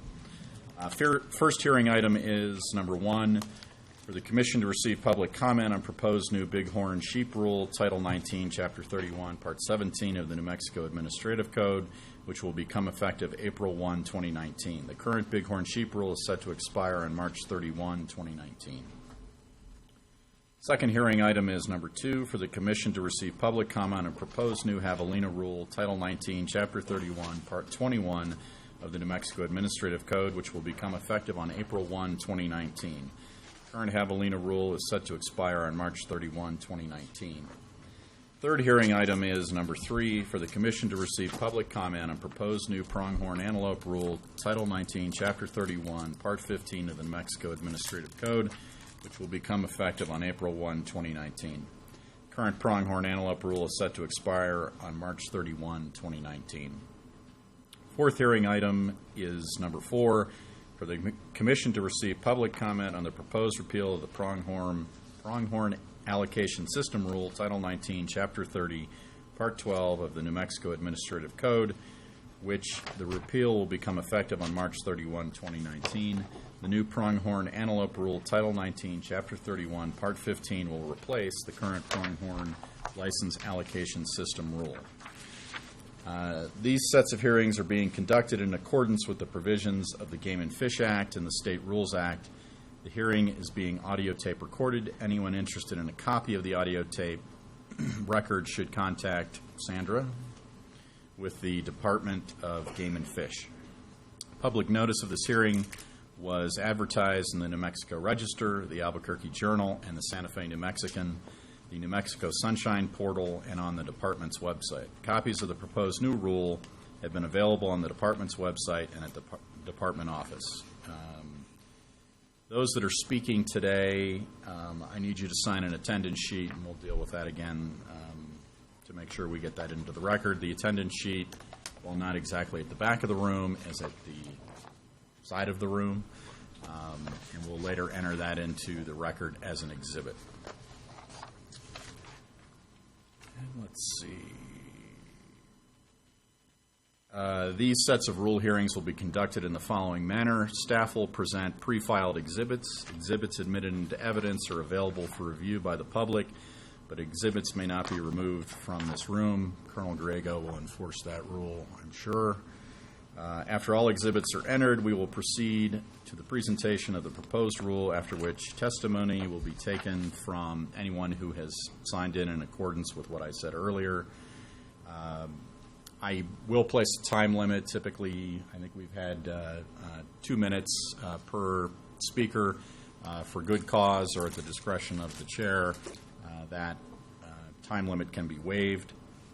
In order to ensure that the hearing is accurately recorded, only one person at a time shall be allowed to speak. Any person recognized to speak is asked to, 1, identify themselves by name and who they are affiliated with for the record each time you're recognized or each time you speak at the microphone, which is to say, speak at the microphone, not from your seat. And 2, speak loud and clear so the audio record is accurate and contains all of your comments. After a person has offered comment, they may be questioned by the hearing officer or other members of the commission. The audience may direct questions to the commission, which may or may not then be answered by the commission or by members of the department, subject to how that is handled by the chair. This hearing is not subject to judicial rules of evidence. However, in the interest of efficiency, I do reserve the right to limit any testimony or comment deemed irrelevant, redundant, or unduly repetitious. The commission may discuss the proposed rules after public comment portion of the hearing. Final commission action, including adoption of the rules, may occur after the conclusion of the presentation and public comment period of the hearing. If members of the department recall, we do an informational portion, we close the record, and then we actually go to a final action vote on the agenda item that's before us. As I said at the outset, we will vote on each agenda item as the record is closed on that, rather than rolling them all up in one big vote. At the end, I think the better practice is to take things individually rather than lumping them all together under the circumstances today. Okay. All of that having been said, I think I did the throat clearing part. Hearing item number 1, the informational portion, rulemaking hearing on Bighorn Sheep Rule 19.31.17 NMAC for the 2019-2023 seasons. This hearing is now open. Are there any exhibits for the proposed new part in Rule to 19.31.17 for the record? Mr. Chairman, there are 6 records. Exhibit 1, notice of the rulemaking. Exhibit 2, the initial proposed rule. Exhibit 3, the presentation that's going to be given to the commission today. Exhibit 4, the summary of the proposed changes. Exhibit 5, the technical info that was relied upon to develop the rule. And Exhibit 6, 10 public comments received for the record. You have all those marked with numbers? Mr. Chairman, that is correct. Exhibits, you said 6? Yes. Exhibits 1 through 6 are admitted into the record. The public will have the opportunity to enter additional exhibits into the record, but does the public have any letters or any other written documentary evidence they want to enter at this point in time? As I said before, I'll give you the opportunity to do it again if there's anything that you may wish to submit. Stuart, would you please introduce the proposed new rule for 19.31.17? Mr. Chairman, members of the commission, for Bighorn, Quick background. Last year we had a high harvest success rate like we have on normal years. Again, we only had 3 unsuccessful hunters. 1 hunter couldn't go, and the other 2, they wounded an animal and decided to call it their hunt after they wounded the animal. So everyone had an opportunity that went hunting and took rams. Ewe harvest was about 50%. We did harvest a later season Rio Grande Gorge hunt, as you'll see there, pretty high success. It was trying to accomplish our goals for the population management. The commission has seen this graph before, but I just want to highlight again why the proposed rule is coming up is we have a high success, or we're continuing to see this strong success of growing bighorn sheep populations, which is allowing us to increase hunting opportunities for bighorn sheep across both deserts and Rockies. The department held public meetings in Albuquerque and Las Cruces. We had 17 attendees.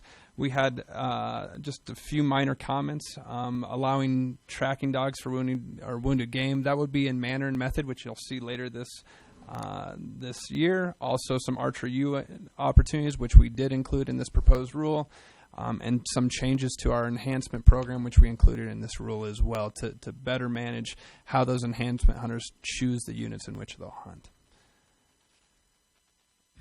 So, like all rules, we adjusted the season dates for calendar shifts. We increased, or the proposal in front of you today is to increase the Rocky Ram and the Desert Ram hunts up to 60 Rocky Ram licenses and 60 Desert Ram licenses throughout the state. So, a fairly significant. You'll see there in the last year we had 29 Rockies and I believe 29 deserts. So, we're expecting the next 4 years to where we could get it up to 120 desert and Rocky sheep ram hunters on the ground. So a high success. We're really excited about it.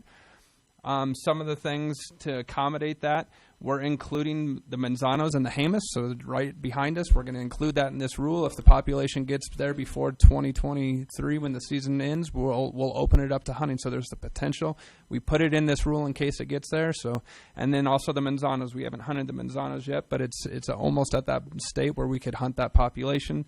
In order to accommodate more hunts, we had to split some of these hunts out. You'll see some of those mountain ranges where we say no change, so the one hunt is fine, but some we had to go into more hunts, like the Pecos, Wheeler, Latier, and Rio Grande Gorge in order to accommodate those hunts. The rest of the mountain ranges that we're currently hunting, we're proposing continuing hunting, but just sometimes more hunters. Other things for deserts is really just a new hunt in the Fra Cristobal's in February to spread out hunter density across the mountain range on that. That's our strongest desert sheep population right now, but we're soon approaching other populations like the Caballos that are almost at the point of the Fra, so again, successful. With success comes more opportunity and also management of ewe populations as well, because given that we are not able to, we're fulfilling all historical range of Rockies, we're at the point of harvesting ewes to manage populations. The proposal on that rule in front of you today is to up to 150 ewe licenses across all the different mountain ranges. What that really is the Pecos, Rio Grande Gorge, Wheeler, and Latier. You'll see there that we have different hunts, multiple hunts for some of those, like Rio Grande Gorge, 3 hunts, Pecos 2. We also are creating some new archery ewe hunts for Rockies. That would be in Rio Grande Gorge and Wheeler, where we're creating those. We currently have one and Pecos, excuse me. We currently have a archery ewe hunt in the Latier, but this would open those 3 areas to some archery hunting to help meet our harvest management goals. One of the other things that we would like to do is in our population management that takes concurrence by the chairman is to make some ram hunts not once in a lifetime. So what we're not looking for is a trophy ram, but if we have to have a management hunt for disease issues or something like that, and we want them to harvest yearling rams or 2-year-old rams, we don't want to make that their once in a lifetime opportunity. So that's a modification. And then, like I said, we proposed some changes to our enhancement program on when the hunters have to make their declaration and which units they're going to hunt. And what those are changes, it moves it back a little bit later. Right now it's June 1st. It's moving a month later. But then what it allows is the hunters, when they get that one unit, they declare, but they can hunt other units that have not been declared is what this proposed change would be. That was actually what we heard the most comments on in the Bighorn Rule. So with that, I would take any questions. Doing too good a job, so say good job on opportunity. I don't have any questions. Just congratulations to you. Any questions or comments from commissioners? Keep our fingers crossed. Any public comment cards? No? Anyone from the public wish to comment on this? Going to make that number 7. We'll make the attendance sheet number 7. And I don't think there's any further exhibits from anybody? Okay. The last one, Exhibit 7, is entered into the record, or admitted into the record as well, the attendance sheet. At this point in time, I'm going to close the hearing on agenda item number 1A, I think is what we're calling it. And then we'll move to the action portion of this, action item number 1B. Mr. Chairman? Yes, sir. I move to adopt the proposed changes to 1931-17 NMAC as presented by the department and allow the department to make minor corrections to comply with filing this rule with state records and archives. Second. Any questions or comments, discussion? All in favor? Aye. Ayes have it. Good job, Stuart. Thank you. That's a big deal. Hearing item number 2. This is the informational portion of the rulemaking hearing on final rule changes on the Javelina Rule 19.31.21 NMAC for the 2019-2023 seasons. I will declare this hearing now open. Are there any exhibits for proposed amendments to Rule 19.31.21 for the record? Mr. Chairman, there are 6 exhibits for the record. Exhibit 1, notice of the rulemaking. Exhibit 2, the initial proposed rule. Exhibit 3, the presentation being presented to the Commission today. Exhibit 4, the summary of the proposed changes. Exhibit 5, the technical info that was relied upon to develop the rule.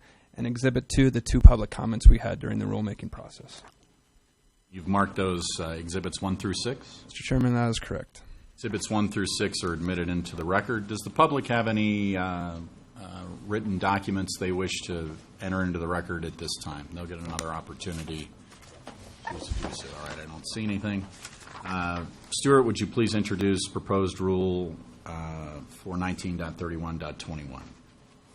Mr. Chairman, members of the Commission, if you recall, about 2 years ago, we amended this rule to better adjust how we hunt javelina in the state. We created the kind of Boot Hill portion that was the draw area, and the rest of the state was open for the over-the-counter hunts that were up to licenses sold. Just wanted to show you that overall we have about a 30% success rate on javelina. The success rates by over-the-counter hunts versus some of the success rates on the Boot Hill. The Boot Hill is definitely a little bit gets some higher success, but the statewide is still high success. The public comments we had 2, like I said. There was one that talked about moving the youth hunt to start in February 5th because of conflict with the archery. We didn't really receive much in that. We didn't think it was a big issue. We didn't actually move on that proposal because of it. We felt that the structure of the hunt so far has been fairly productive, so we didn't move that. And then the other is a statutory change for licenses. That is not a commission change. That would have to go through statute to adjust license costs for javelina. Real quick biology, they're really highly productive, or can be. It's really environmental conditions that are driving javelina, productivity, population, not really harvest mortality. So hunting really probably doesn't have impact on hunting populations. It's more on climatic conditions and what that landscape looks like for javelina rather than hunting. Our proposed changes is, again, just adjusting the seasons for the calendar dates. And then no other proposed changes to the javelina rule based upon what the last amendment was. Or, excuse me, the last amendment 2 years ago was. With that, I'd take questions. Any questions or comments from the Commission? Are there anyone signed up on this one?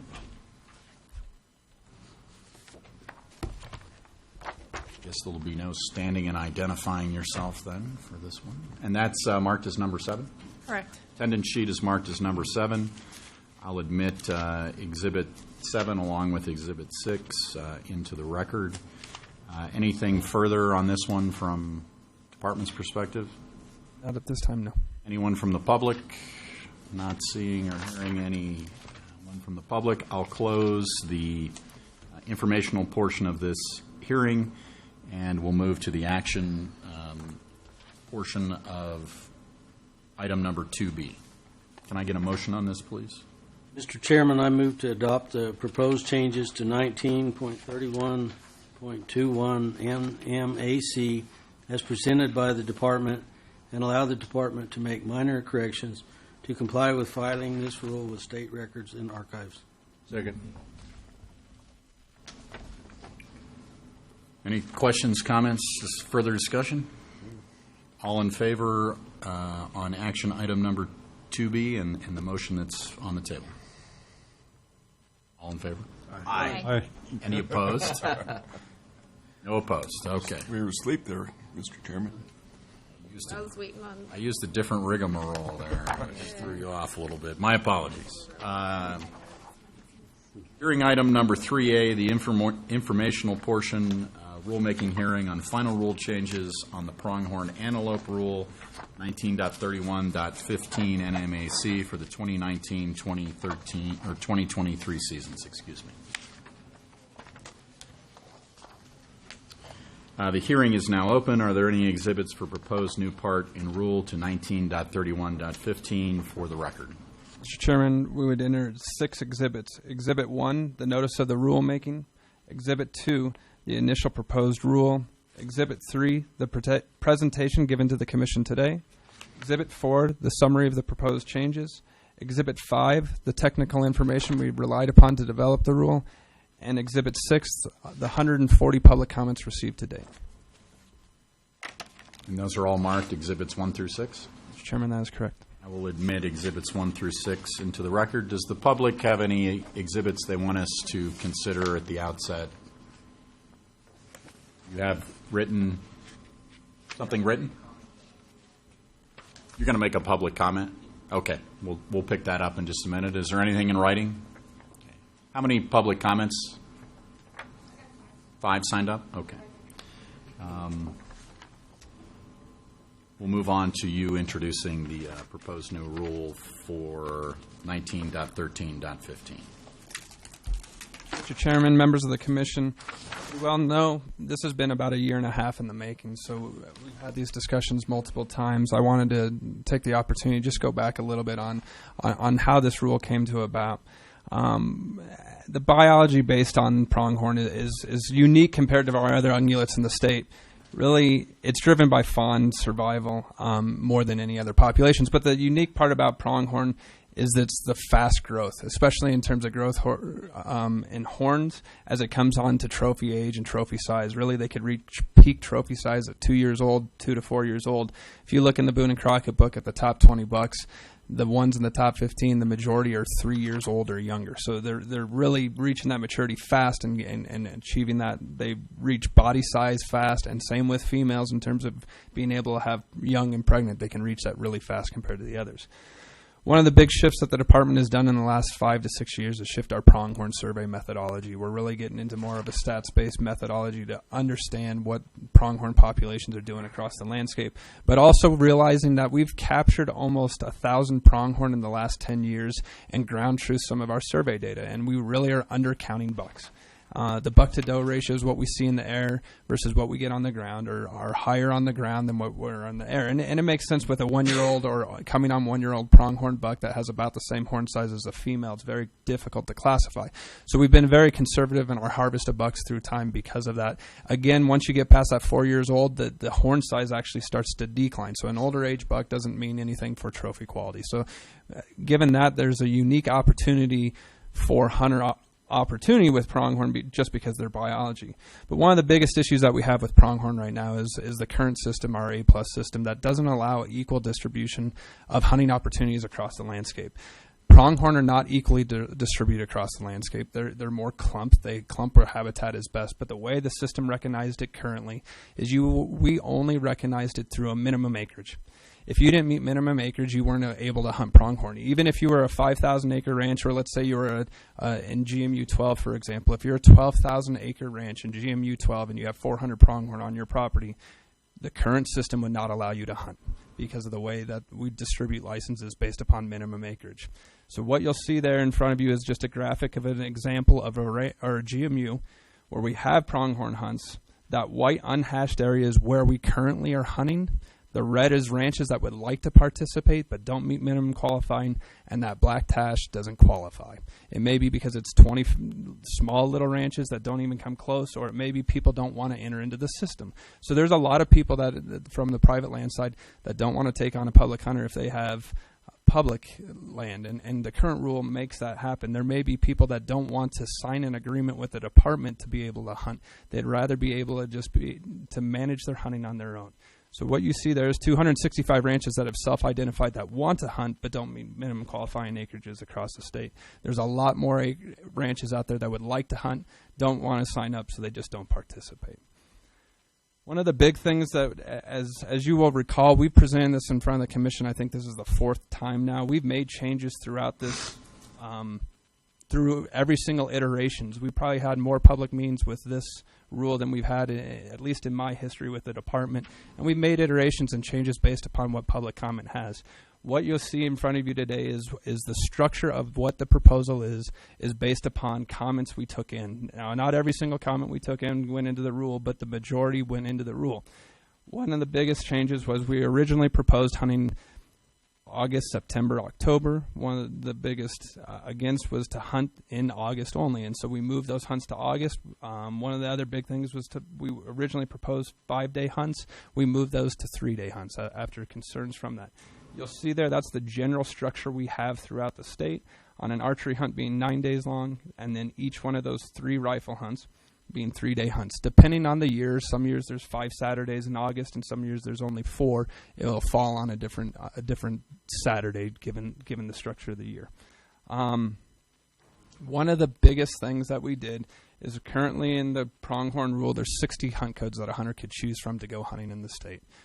With this new proposal, there's 160 different choices that a hunter could choose from to go hunt.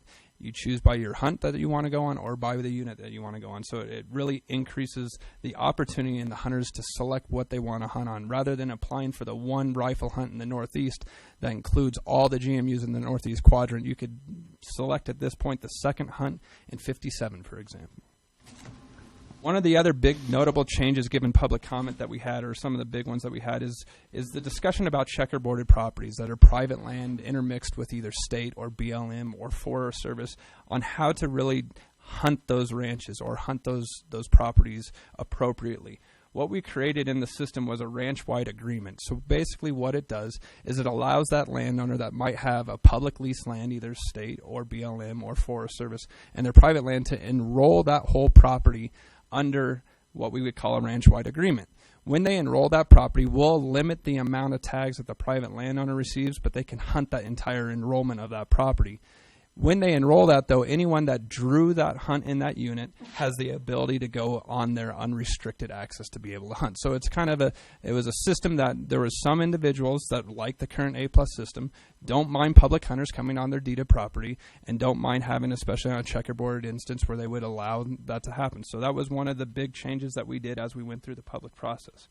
One of the other big ones was the pronghorn conservation recognition program, kind of like what we have for deer. Those properties that are making substantial benefits to pronghorn biology, pronghorn animals, we want to recognize those.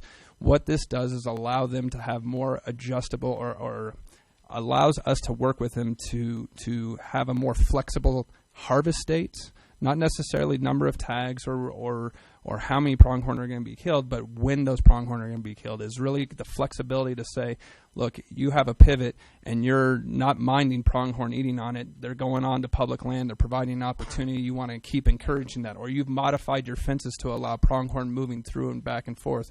Or a year like this where you're watering during the fawning season, where it's really important for nutrition.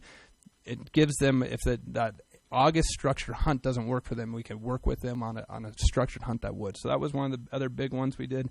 And then throughout time, talking with landowners and the public down in the Southeast, was splitting GMU 31 and 32 into different, in half. So we distribute hunters more appropriately across there. Like I entered into the record, there was 140 public comments.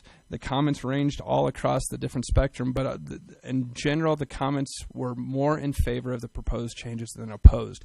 And some of those the comments that were opposed to the changes were comments that we took into consideration and then made those changes. For example, we had probably 25 comments that talked about, well, it was 21 comments that were opposed to the 5 days hunt structure. We changed that to 3. So really, yes, it was opposed, but then it got changed back to where it went into the favor of them. Real quick breakdown on summary by the quadrants in the state. Northeast, our proposal is to increase rifle tags from 379 currently to 515 in the draw, archery from 100 to 200, and youth rifle from 100 to 280. Mobility impaired, we would maintain the current opportunity. Unique herd, the Tres Piedras herd, lives at high elevation. GMU 4 has been currently closed to pronghorn hunting. We're proposing opening 4 at this time to pronghorn hunting, and we're also proposing an archery hunt in those GMUs to give a unique opportunity hunting pronghorn up in the Aspens. You know, there's not many populations of pronghorn in the Aspens anywhere in the United States. Southeast area, slight increases, not much increase. The population probably can at this time sustain a big increase, but you'll see a 6% increase in rifle, 20% in archery, and then maintaining on youth and mobility impaired. Again, splitting GMU 31, 32. Northwest is probably one of our smallest pronghorn populations. A very slight increase, 3 tags on rifle and 5 on archery. Southwest area, a little bit of an increase, a little bit more than some of the areas. Rifle going from 122 to 185, archery 122 to 135, and youth an increase from 37 to 42. That antelope there, that's in that picture, is actually the world record antelope that was killed in outside in the Southwest area. Maintaining the mobility impaired opportunity with that. And with that, I would take any questions. So, Stuart, would you characterize these changes as being based on the best available science the department has available to it? Mr. Chairman, yes, we would, because it's hunting pronghorn as they are distributed on the landscape, rather than trying to do it on treating every pronghorn acre as equal across the landscape. This now lets hunters and landowners decide where pronghorn are to be able to hunt them with the opportunity with this. And would you consider these changes to be in accord with best practices for wildlife management for this species? Mr. Chairman, I would. Any questions or comments from the commission? We're going to take public comment, and then we can circle back around to commissioners. Not right now. Mr. Wells, you get a double shot.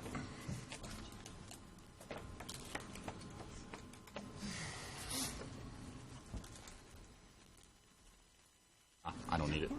Somebody else can take it. It's radioactive. Good morning, Mr. Chairman, Commissioners, and Director Sandoval. My name is Jim Wells. I live in Albuquerque at 10600 Eagle Rock Avenue Northeast. Just a point of clarification for the Commission, and with all due respect to Stuart, the aspect of not being able to hunt those ranches that are in those units that are checkerboard, I think, is a false statement.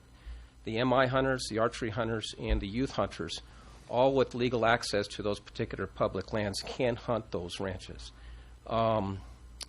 They also can pay trespass fees to those particular landowners. So I think that needs to be made clear to the Commission. You all probably know how I feel about this proposal, and I've offered some alternatives that seem like they just went away. And I'm using the MI, the archery, the youth hunt as an example. But I think it's very drastic. I think this change has consequences to both the herd and the landowners with regard to the trespass issues that a lot of us are going to have to deal with. So anyway, one of the things I did notice in the motion I thought was a little ironic to me was make the minor corrections. And as I looked through this and saw the yellow, I thought, well, I know you guys have what you have to say, but I'm thinking it's a large change that has potential for some large implications to both the landowners and the herds. That's all I have for me personally. And then I have you down for a couple of... Yes. So okay. Pick another organization and tell me. And Karen Cowan, as some of you may know, has had some health issues, so she was not able to make it. She asked me, as a member, to go ahead and make this statement based on for the New Mexico Cattle Growers Association. New Mexico Cattle Growers Association appreciates all the efforts the Commission and Department have put into this rulemaking. Unfortunately, a unit-wide with land mix status option still allows what appears to be an unlimited number of hunters on their ranches. This will be a great hardship on these folks. If there was an ability to control the number of hunters on the public and state trust lands, New Mexico Cattle Growers Association may have a different position. At this time, the New Mexico Cattle Growers Association must oppose the proposed rule. Thank you. Thank you. So is it unlimited? What's your sense Chairman, of the rule is written? Commissioners, in the rule, the number of public hunters is limited by rule, so it is not unlimited. Not unlimited. Not for public hunters by rule. In the draw, as you'll see in the rule that's proposed in front of you today, each GMU and each hunt has a limited amount of hunters that we could draw. So are they worried about all the hunters that draw in a unit go to the one ranch? That doesn't happen during elk or deer, does it? Mr. Chairman, Commissioner Salopek, in order to go hunt on private deeded property, that landowner would have to get written permission. That would be an illegal hunt by that individual if they were to enter a pond, just like it'd be a deer or elk or other hunt.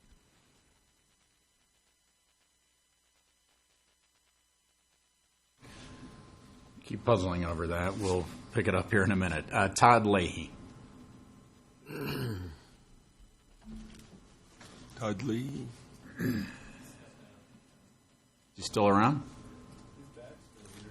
We'll give him a minute. Brian Olney.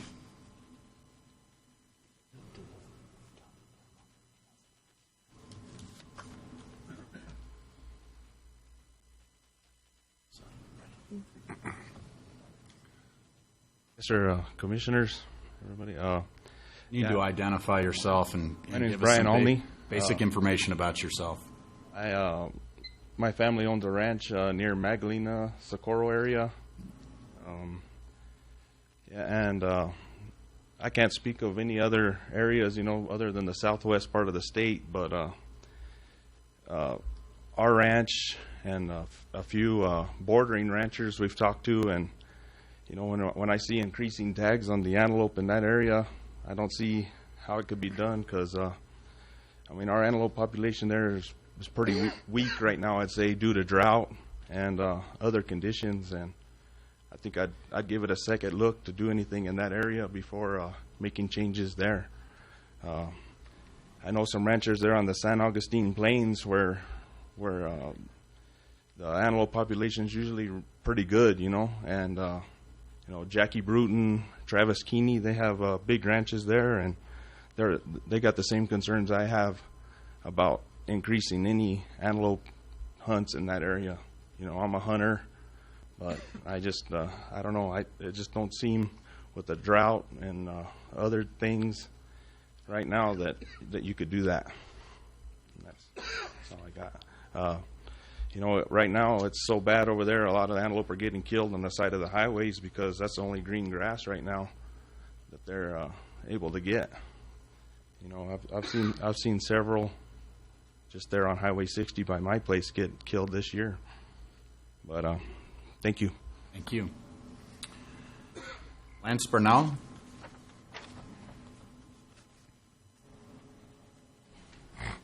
I do have your written submission. We'll mark that as an exhibit and get it into the record as well. My name is Lance Bernal. I'm actually the wildlife biologist at Bermejo Park Ranch up in northeastern New Mexico. We just want to reiterate our support for the rule, especially the New Mexico Game and Fish taking into consideration our comments on the pronghorn conservation program. We're excited about it. We're looking forward to it. I've already spoke with Oren on how we can get a head start on that. So we look forward to this new rule if it goes through. Thank you. Thank you. Todd Leahy. Oh, he is in the house. All right. No, it's okay. That's all right.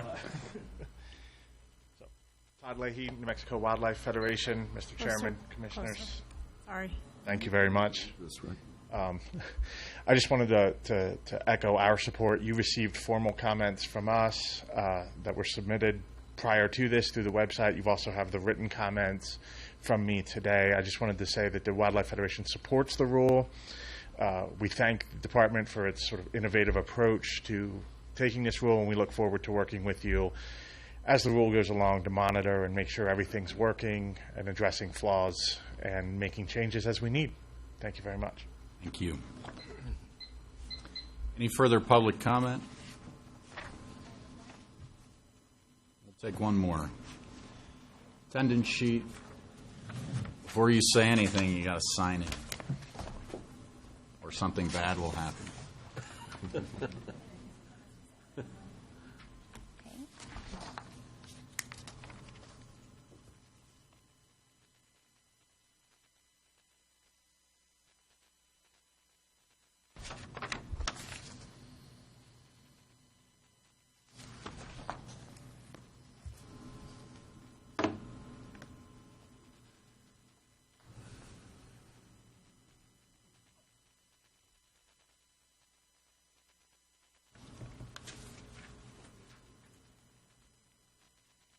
Mr. Chairman and Commissioners, I'm Katie DeLorenzo, Southwest Coordinator for Backcountry Hunters and Anglers. BHA strongly supports the new pronghorn rule. We certainly appreciate more public draw opportunity and the ability of the department to more adeptly manage our pronghorn population. In addition, we value being able to hunt the entire GMU and hope that that encourages communication between both public land hunters and the private landowners as well. So we applaud the progress and hope to see it evolve further in the future. Thank you. Okay. We're on Exhibit 6, correct? Was the last Exhibit number? 7. So Exhibit 7 will be the March 1, 2018 letter from Vermejo Park Ranch. I'll make that number 7.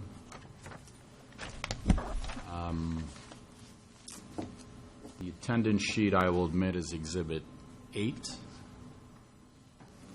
Down. Sure. Commissioners, questions, comments? I'll make a couple comments. One is that we've tried to listen a whole lot to both sides of this issue. In particular, I attended a lot of private landowner, ranch owner meetings to hear their concerns about trespass and the issues they're having from public hunters on the public lands that are included in their ranch boundaries. And so I would like to applaud the department for all the meetings it's had and the ways that the department and also the law enforcement division of the department has been working with ranchers to help address this trespass issue. I see a lot of movement among the DA's offices and magistrate judges to help address this issue. We've also been pretty harsh on making sure that those criminal trespasses that come up for revocation are all approved, and those folks are getting their licenses revoked for criminal trespass. So I do want to applaud the department for that, and I want to keep the ball moving forward to help continue to address those concerns. But absent eliminating all public hunters from the public lands that they're entitled to hunt under the lease agreement with the state land office and on BLM lands, that's just not an option. That's something they are entitled to have. And so this A+ program I support because it puts the control and the decision making in the private landowner. And like we heard from public comment, there's areas of drought and concern. Well, that private landowner can address that drought and concern and not allow hunters that year or for several years in order to bring the numbers back up. So the landowner knows what's going on its ranch and is the best person to make decisions regarding the wildlife that's on its ranch. And that's why I support this program. Thank you to the department and Stuart for all of your hard work. Any other questions or comments? I do have some comments, maybe also a question here. Stuart, again, great job with all this long process that we've been out there getting input. My question, again, is like our Pocket Ranger technology, the app. Where are we at on that as far as, coming up with a private versus public land? And I think that would really help with the trespassing. And, it's nice to see the law enforcement be able to make a good case. But also, this would probably encourage private owners to also properly post their property as well.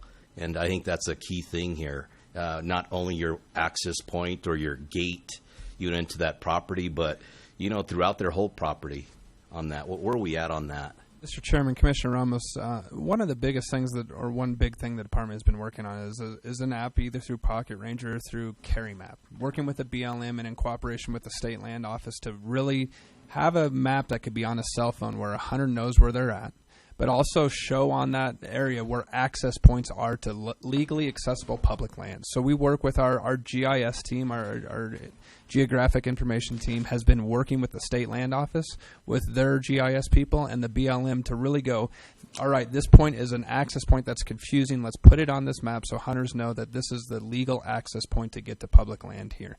And it shows that through the map. You could pull it up in any quadrant in the state that a hunter can download it from the department's website, put it on their phone, and it shows those points. I think there's over 500 access points across the state right now. We keep working with our law enforcement and also the BLM law enforcement, the state land office, their field offices, to keep putting more points on there of where legal access points are, where hunters can get to public land, and to better delineate what's public and publicly legally accessible as well.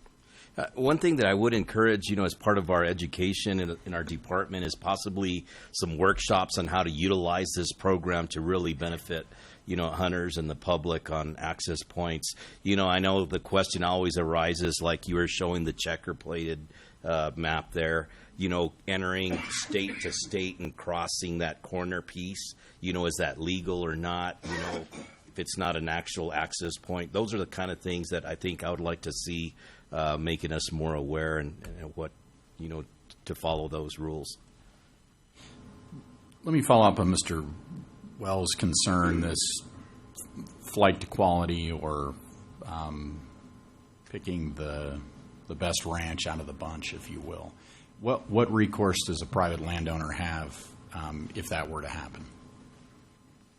If you were to have every hunter going to the same ranch or the same spot, what recourse would a private landowner have under the circumstances? So, Mr. Chairman, right now, the proposed rule in front of you, a public hunter cannot go enter on deeded property without written permission. So if a private landowner with deeded land does not want public hunters or any hunters on their land, it would be illegal on entry. So the question would be is if a public or a private landowner wanted public hunters on their deeded land, they could allow them to go on there. It's the same thing as deer right now or elk. So our tag numbers on this, we tried to limit the number of hunters per hunt code to try to really look at distribution of hunters across the landscape. Why we split 31 or 32 is to say, look, hunters will self-distribute. Let's not put 500 hunters in this hunt code at one time.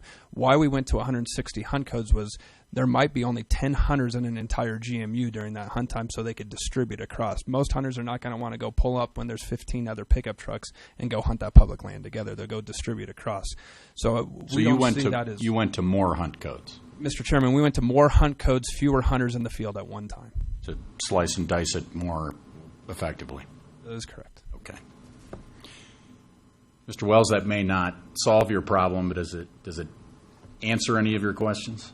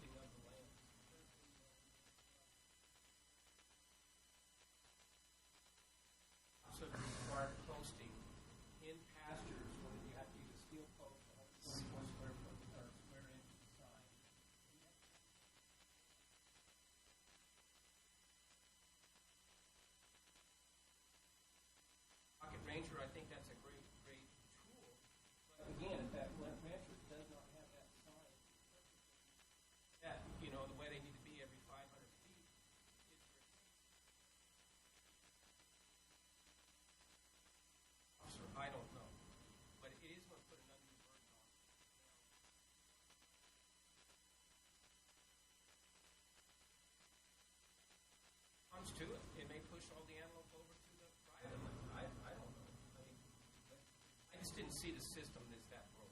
Is my point. I thought it could have been fixed easier.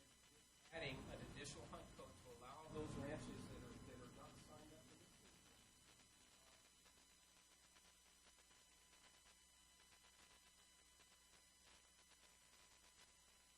system. Understood. I got a question. Yes, sir. Stuart, the way you have it listed here, you go by unit.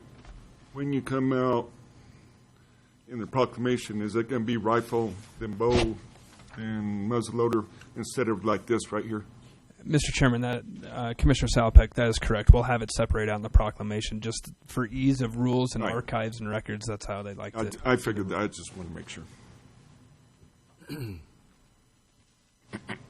Well, you all put a lot of effort into it. We looked at this 8 years ago, and I want to thank you for working with landowners and special interest groups to come to, it's a big change. I think it's on the right track. Yes, there will be issues. Your unitization, open gates, I think that was my biggest concern, and I think that helps address some of the concerns. Naturally, Mr. Wells has some valid points, but we have issues right now with the system we have with landowners and or public hunters. So I commend you all for what you did. Yeah, let me just address signage. It may be a burden. I'm not sure it's an undue burden. You're asking to invoke the machinery of the state to help you bounce trespassers or alleged trespassers. I don't believe it's too much to ask to maintain signage. It gives clear guidance to the men and women in the field who have to do a sometimes difficult job of dealing with trespassers or alleged trespassers. So I'm sympathetic, but there has to be some sort of balance between invoking the machinery of the state to your benefit versus what you need to do to get that done. So I'm sympathetic, but I think the signage requirements that we've got strike a pretty fair balance at the end of the day. Any other questions or comments on this one? I think just a comment, too, is that the department has been working with landowners and cattle growers association to put together some options.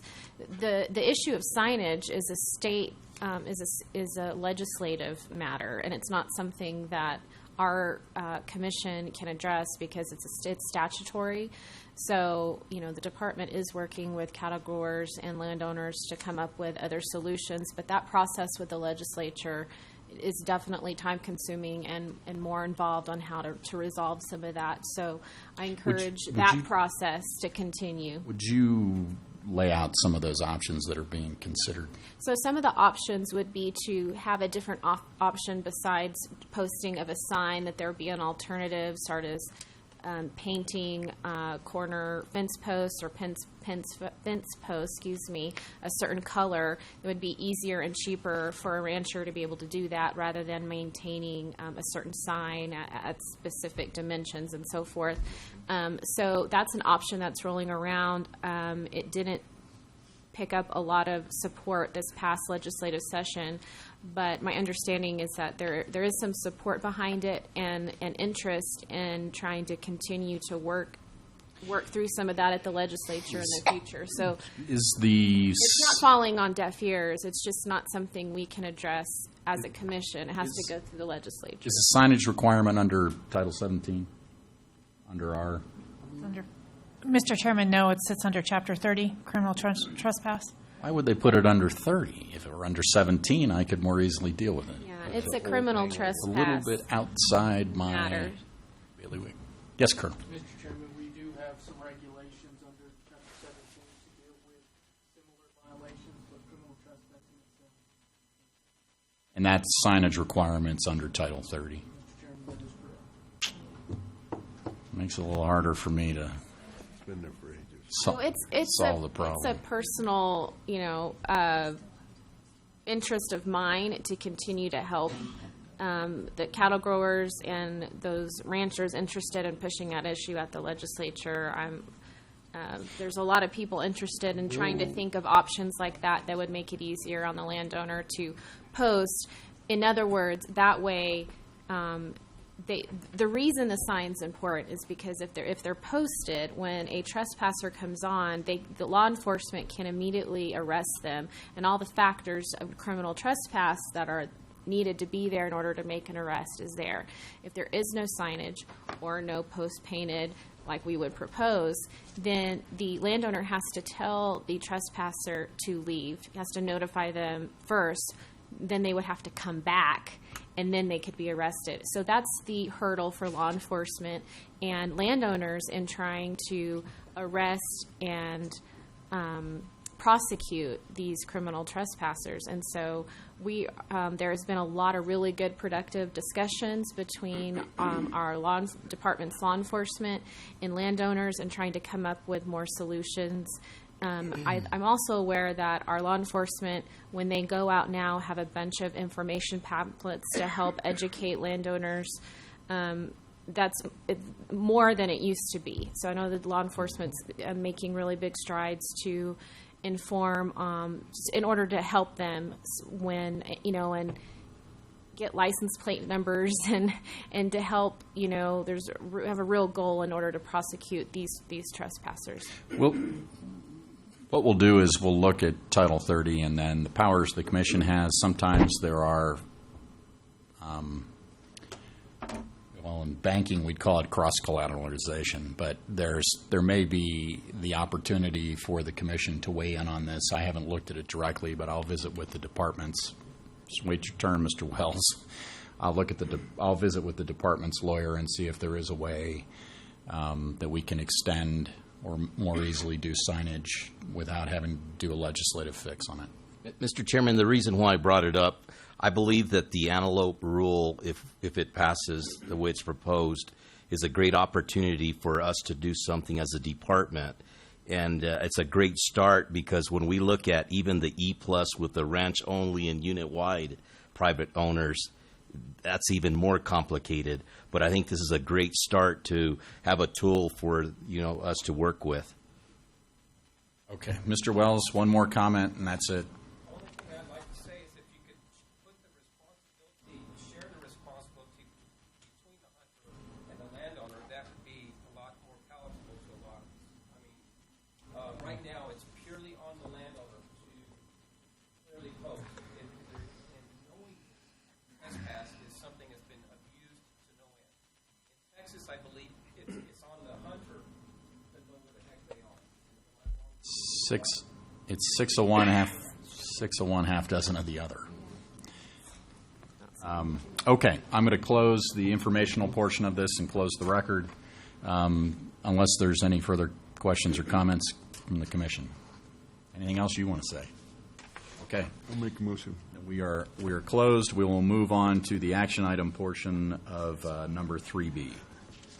I move to adopt the proposed changes to 19.31.15 NMAC as presented by the department and allow the department to make minor corrections to comply with filing this rule with state records and archives. Second. Any questions, comments, or further discussion? All in favor? Aye. Any opposed? Passes unanimously. Hearing item number 4, informational portion, repeal of pronghorn license allocation system 19.30.12 NMAC. Stuart. Hearing is now open.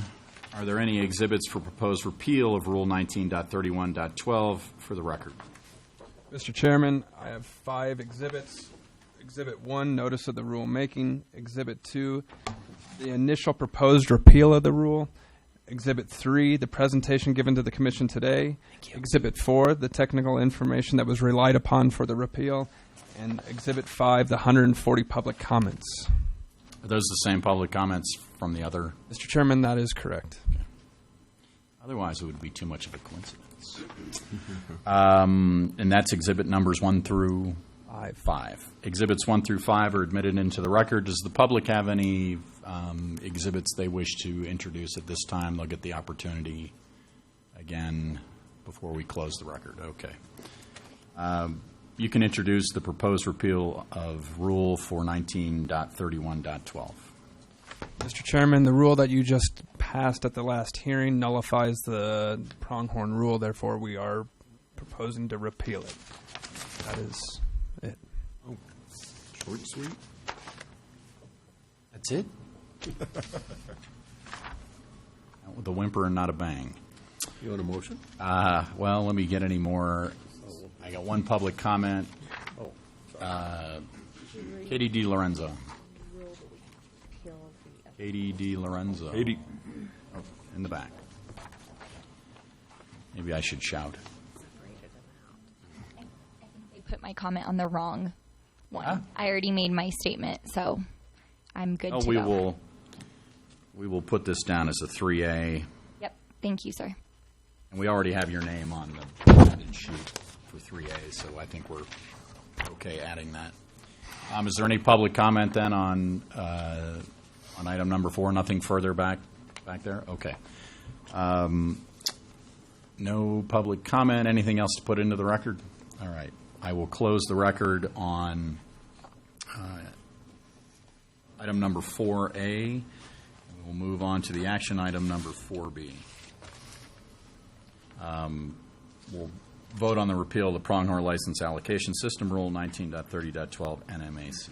So, Mr. Chair, just for the record, That's just part of Exhibit 6. Whatever the one was that had the attendance sheet and all of that, right, from the previous rule. Right, but Mr. Chairman, we do need to acknowledge that there was no public comment for this, so this will be item number 6 for this purpose for 4A. So, Mr. Chairman, we had no public comment for the hearing, and so we'll acknowledge this as no public comment as exhibit number 6 for this hearing. So why don't we just pull a blank sheet and put a 6 on it, because that's not accurate. I made the correction. It doesn't matter either way, but we do need. So give me a blank one. That one belongs in the hearing before. Mr. Chairman, we have captured her signature on the other sign-in sheet, so we do have that reflected in 3A. Right. We'll just do a blank one, I think, for this one.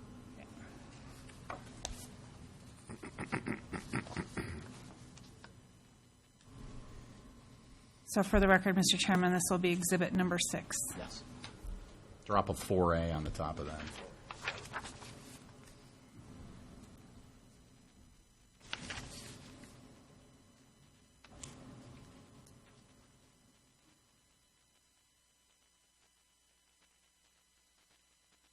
Thank you, Mr. Chairman.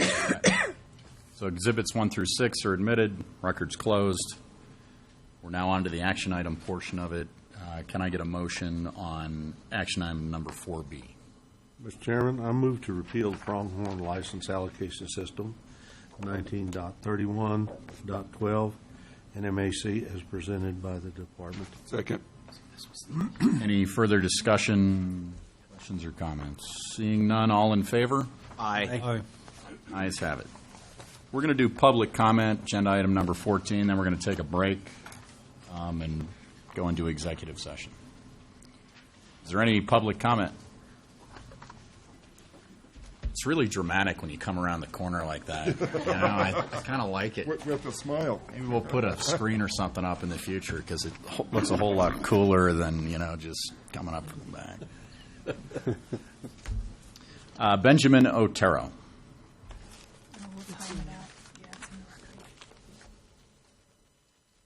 Morning, Chairman, Commissioners, Director Sandoval. I was just here to introduce myself. I am the new president of New Mexico Conservation Officers Association. I'm just here to say that we're looking forward to working with you, Commissioners, on anything that comes up in the future. And if there's anything that you ever need from us as an Officers Association, don't be afraid to give us a call or give me a call if there's anything. So looking forward to working with you in the future. Thank you. Katie DiLorenzo. She left. No mas? Oh, wait. Back. Katie, do you have anything? You're on my public comment list. Anything to say? Okay. All right. Then no more public comment. We'll both take a break, but we'll do our motion to go into executive session. Mr. Chairman, I move to adjourn into executive session, close to the public pursuant to Section 1015-1H2 and MSA 1978 to discuss limited personnel matters relating to complaints and discipline pursuant to Section 1015-1H8 and MSA 1978 to discuss property acquisition and pursuant Section 1015-1H7 on matters subject to the attorney-client privilege relating to threatened or pending litigation in which the commission and or department may become a participant as listed on agenda item 15, subsection A, B, and C. Second. Roll call vote. Commissioner Peterson? Yes. Commissioner Ramos? Yes. Commissioner Rickliffs? Yes. Commissioner Ryan? Yes. Commissioner Solopek? Yes. Vice Chairman Montoya? Yes. Chairman Kinzel? Yes. And we are going to be meeting in here, so everybody will need to step in. The commission had adjourned into executive session, closed to the public. During the executive session, the commission discussed only those matters specified in its motion to adjourn, and it took no action as to any matter. Okay, agenda item number 16, request by private citizen for the commission to receive donated property in Union County for a shooting range located in Clayton, New Mexico. Hey, Mr. Chairman, members of the commission. So today I come before you, much like the title said, to talk about not only to talk about a donation to property in Clayton, New Mexico for the purpose of constructing a shooting range, but I'd also like to give you a quick update as to the status of the range and the progress that we're making on the Clayton shooting range. As you know, Ms. Susie Bush recently donated a 160-acre parcel for the purpose of developing a range. Since that time, much work has been done to complete this project. Again, it's 160 acres of property. It's located east of State Road 370 in Clayton, New Mexico, and just outside of town. It is an area that would be well served as there are no other shooting ranges within 90 miles of the proposed range that Susie donated. As far as construction with that property right now, we are in the final stages of the NEPA compliance process. All the land transfer has taken place. We've met with the public, had several public meetings, and right now we are in a comment period with Fish and Wildlife Service, awaiting for their approval. Once that happens, then we can amend our current grant and roll into the construction phase. And then, of course, we'll have to go out to a contractor and move forward with it. But we are very well along in this process. I'm very pleased with the design that came out of this plan, which I can get into here briefly. Any chance we break ground this year? I think we have a 30-day comment period, and then there's another 45 days that has to take place. But we can begin going out to bid and amending the grant to fund the project after this 30-day grant period or waiting comment period is over. So close. I think so. Yes, sir, Mr. Chairman. As you can see, the current design is is a full service range, including 90 10-yard shooting range, archery ranges, 50-yard small bore rifle range, a 50-yard pistol range. Plans also call for a 200-yard rifle range and then a shotgun trap range with a 5-stand overlay. In addition to that, we will have shooting benches, the pistol and not the pistol, but the rifle range and the small bore and the 200-yard rifle range will each have covered shooting ports to shoot from on the range itself. So moving forward to the donation, we do have a new opportunity. Mrs. Bush is very pleased with the way the progress that we've made on it. She likes the design, and she has come forward and made an offer to donate an additional 76 acres to add to or to complement this existing plan. This donation is intended for at some point in the future. She recognizes that we are limited in terms of the amount of money that's available, but she would like to see that additional acreage be used for a possible education center in the future, maybe an indoor air rifle range, and possibly even an archery range indoors. Put the Las Cruces office there. We could. Mr. Chairman, it'd be a little bit hard for Commissioner Solopek and Ramos to visit the office, but we could certainly do whatever the. That would probably be the goal, to not have us there. So essentially what I'm coming before you is I wanted to give you a brief overview of the donation, and of course it's a purview of the commission to choose whether or not to accept this donation, but given all the desire that's been expressed in the past to construct shooting ranges, I think that this is an amazing opportunity for the commission and the department. And so with that, I'll stand for any questions. What was you have public meetings? Or a public meeting? Mr. Chairman, yes, we've actually had 2 public meetings that we hosted. In addition to that, there was numerous city council meetings that occurred there in the community of Clayton. Good public support? We've got overwhelming public support. There are some people that did voice some opposition to it. They based it upon the location, number one, and then number two, they voiced some concern that they hadn't been made aware of the project, which is sort of contradictory when you go back and look at the information that was in the local newspaper. There was numerous articles. The city vote on it, and vote in support or something like that? Mr. Chairman, yes, indeed. In fact, they had to amend a local ordinance to account for it. In addition to that, they voted in full support of the construction of this project. Mr. Chairman, that was the county. The shooting range is not in the city limits. It was the county, yes. The county, yes. I stand corrected. Sorry. That's about as good as you're going to get for public support and comment. Any questions or comments on this? Well, this is pretty exciting. I'm encouraged by this one. It's perhaps quite a bit different than the other one, Tres Piedras, and some of the other ones we're working on. It looks like we'll get the shooting archery part of it off the ground pretty quickly, and then at some point down the road, hopefully another facility to go with it. Mr. Chairman, we've got numerous projects in line. This one is certainly moved to the forefront in terms of the speed at which we think we can complete this project, but we are moving as quickly as the bureaucratic inertia will allow us. Right on. I will entertain a motion on this one to accept the donation of property located near Clayton, New Mexico, and Union County as presented by the department. Mr. Chairman, I move that the department accept the donation of the property located near Clayton, New Mexico, and Union County. Second. Any questions or comments, discussion?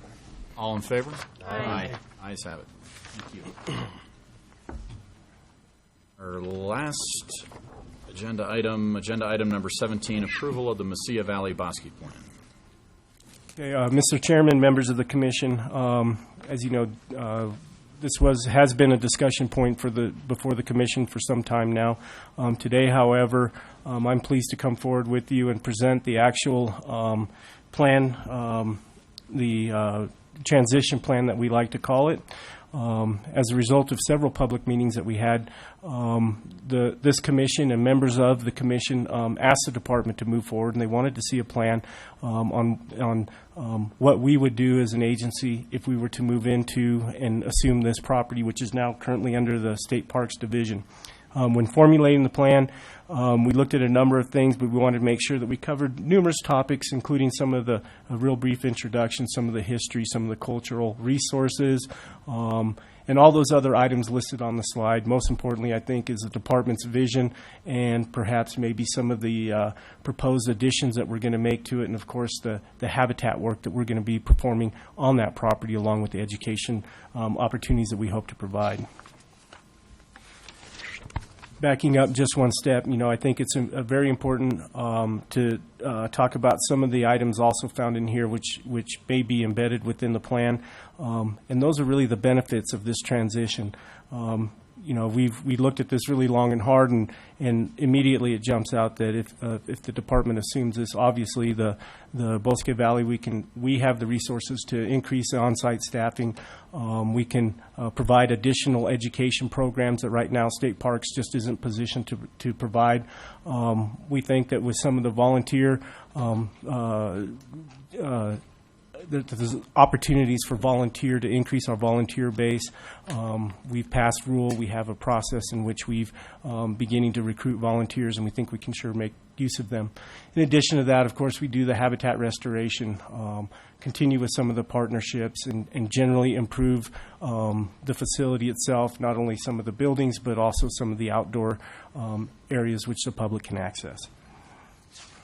As you can see with the slide before you, this is a quick rendition of some of the changes that we hope to propose. Up in the top corner, you'll see where we would hope to increase some of our storage capacity, and then you can look at some of the changes that we're looking at doing in terms of creating additional office space, additional reception area for the public when they enter the park.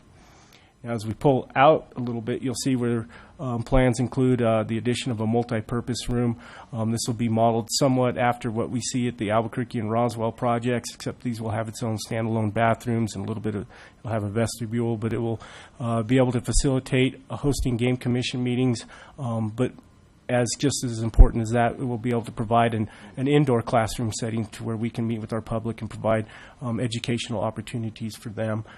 You can see that we've also had plans to increase some of the public parking that can occur on weekends and after hours, some additional trails to access the back part of the park, and then some security gates would be installed. And then in addition to that, we're proposing paving the road that would come into the park in order to maybe lower some of the dust that blows when people come through on the current substrate that's on that road. There's no, is there an archery component to this? There's a plan for the future, I guess, on the west end of it, northwest end. Go back a slide. Mr. Chairman, indeed, this is a brief overview of the plan, but indeed we do have, if you were to look into about where the Bear Head is on that slide, there's a trail that goes down there, and in that area we propose to install an archery range. The plans also call for increasing some water capability and improving some of the habitat to add for some fishing opportunities. There's a whole range of education components, outdoor skills-based education, as well as wildlife or non-consumptive education opportunities that we hope to provide out there at the facility once we get up and running.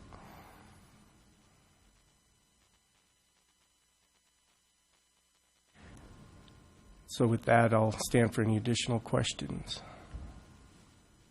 Mr. Chairman, I do have some comments I'd like to make. And number one, I want to thank the department for really opening up the door for collaboration with me and really looking at, the standard for New Mexico. It's really exciting to see the Albuquerque property and future site for Roswell.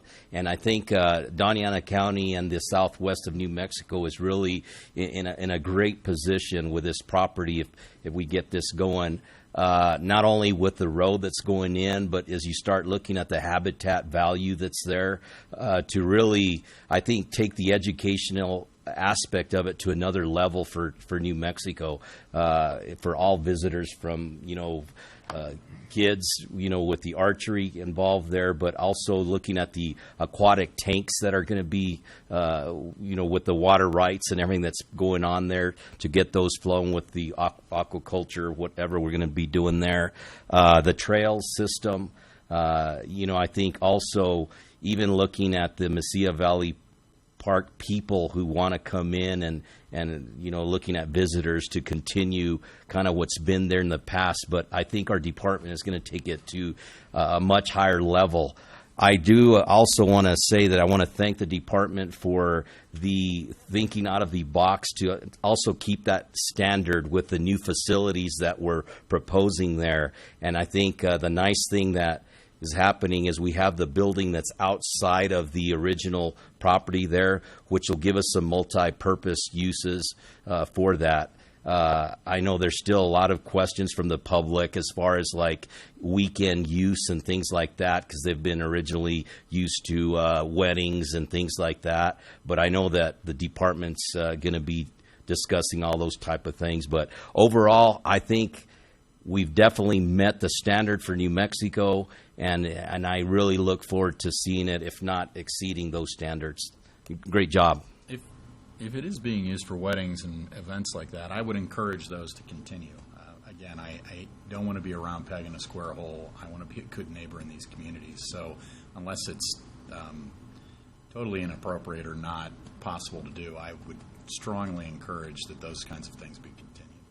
Well, Mr. Chairman, Commissioner Ramos, I appreciate your comments, and I think the full intent is to, with all our facilities, to make them part of the community and to provide a place for our public, our constituents, which is broad-based. It's not any one segment of our local community to be able to utilize our facilities. So I'm sure that these are opportunities that will present themselves moving forward.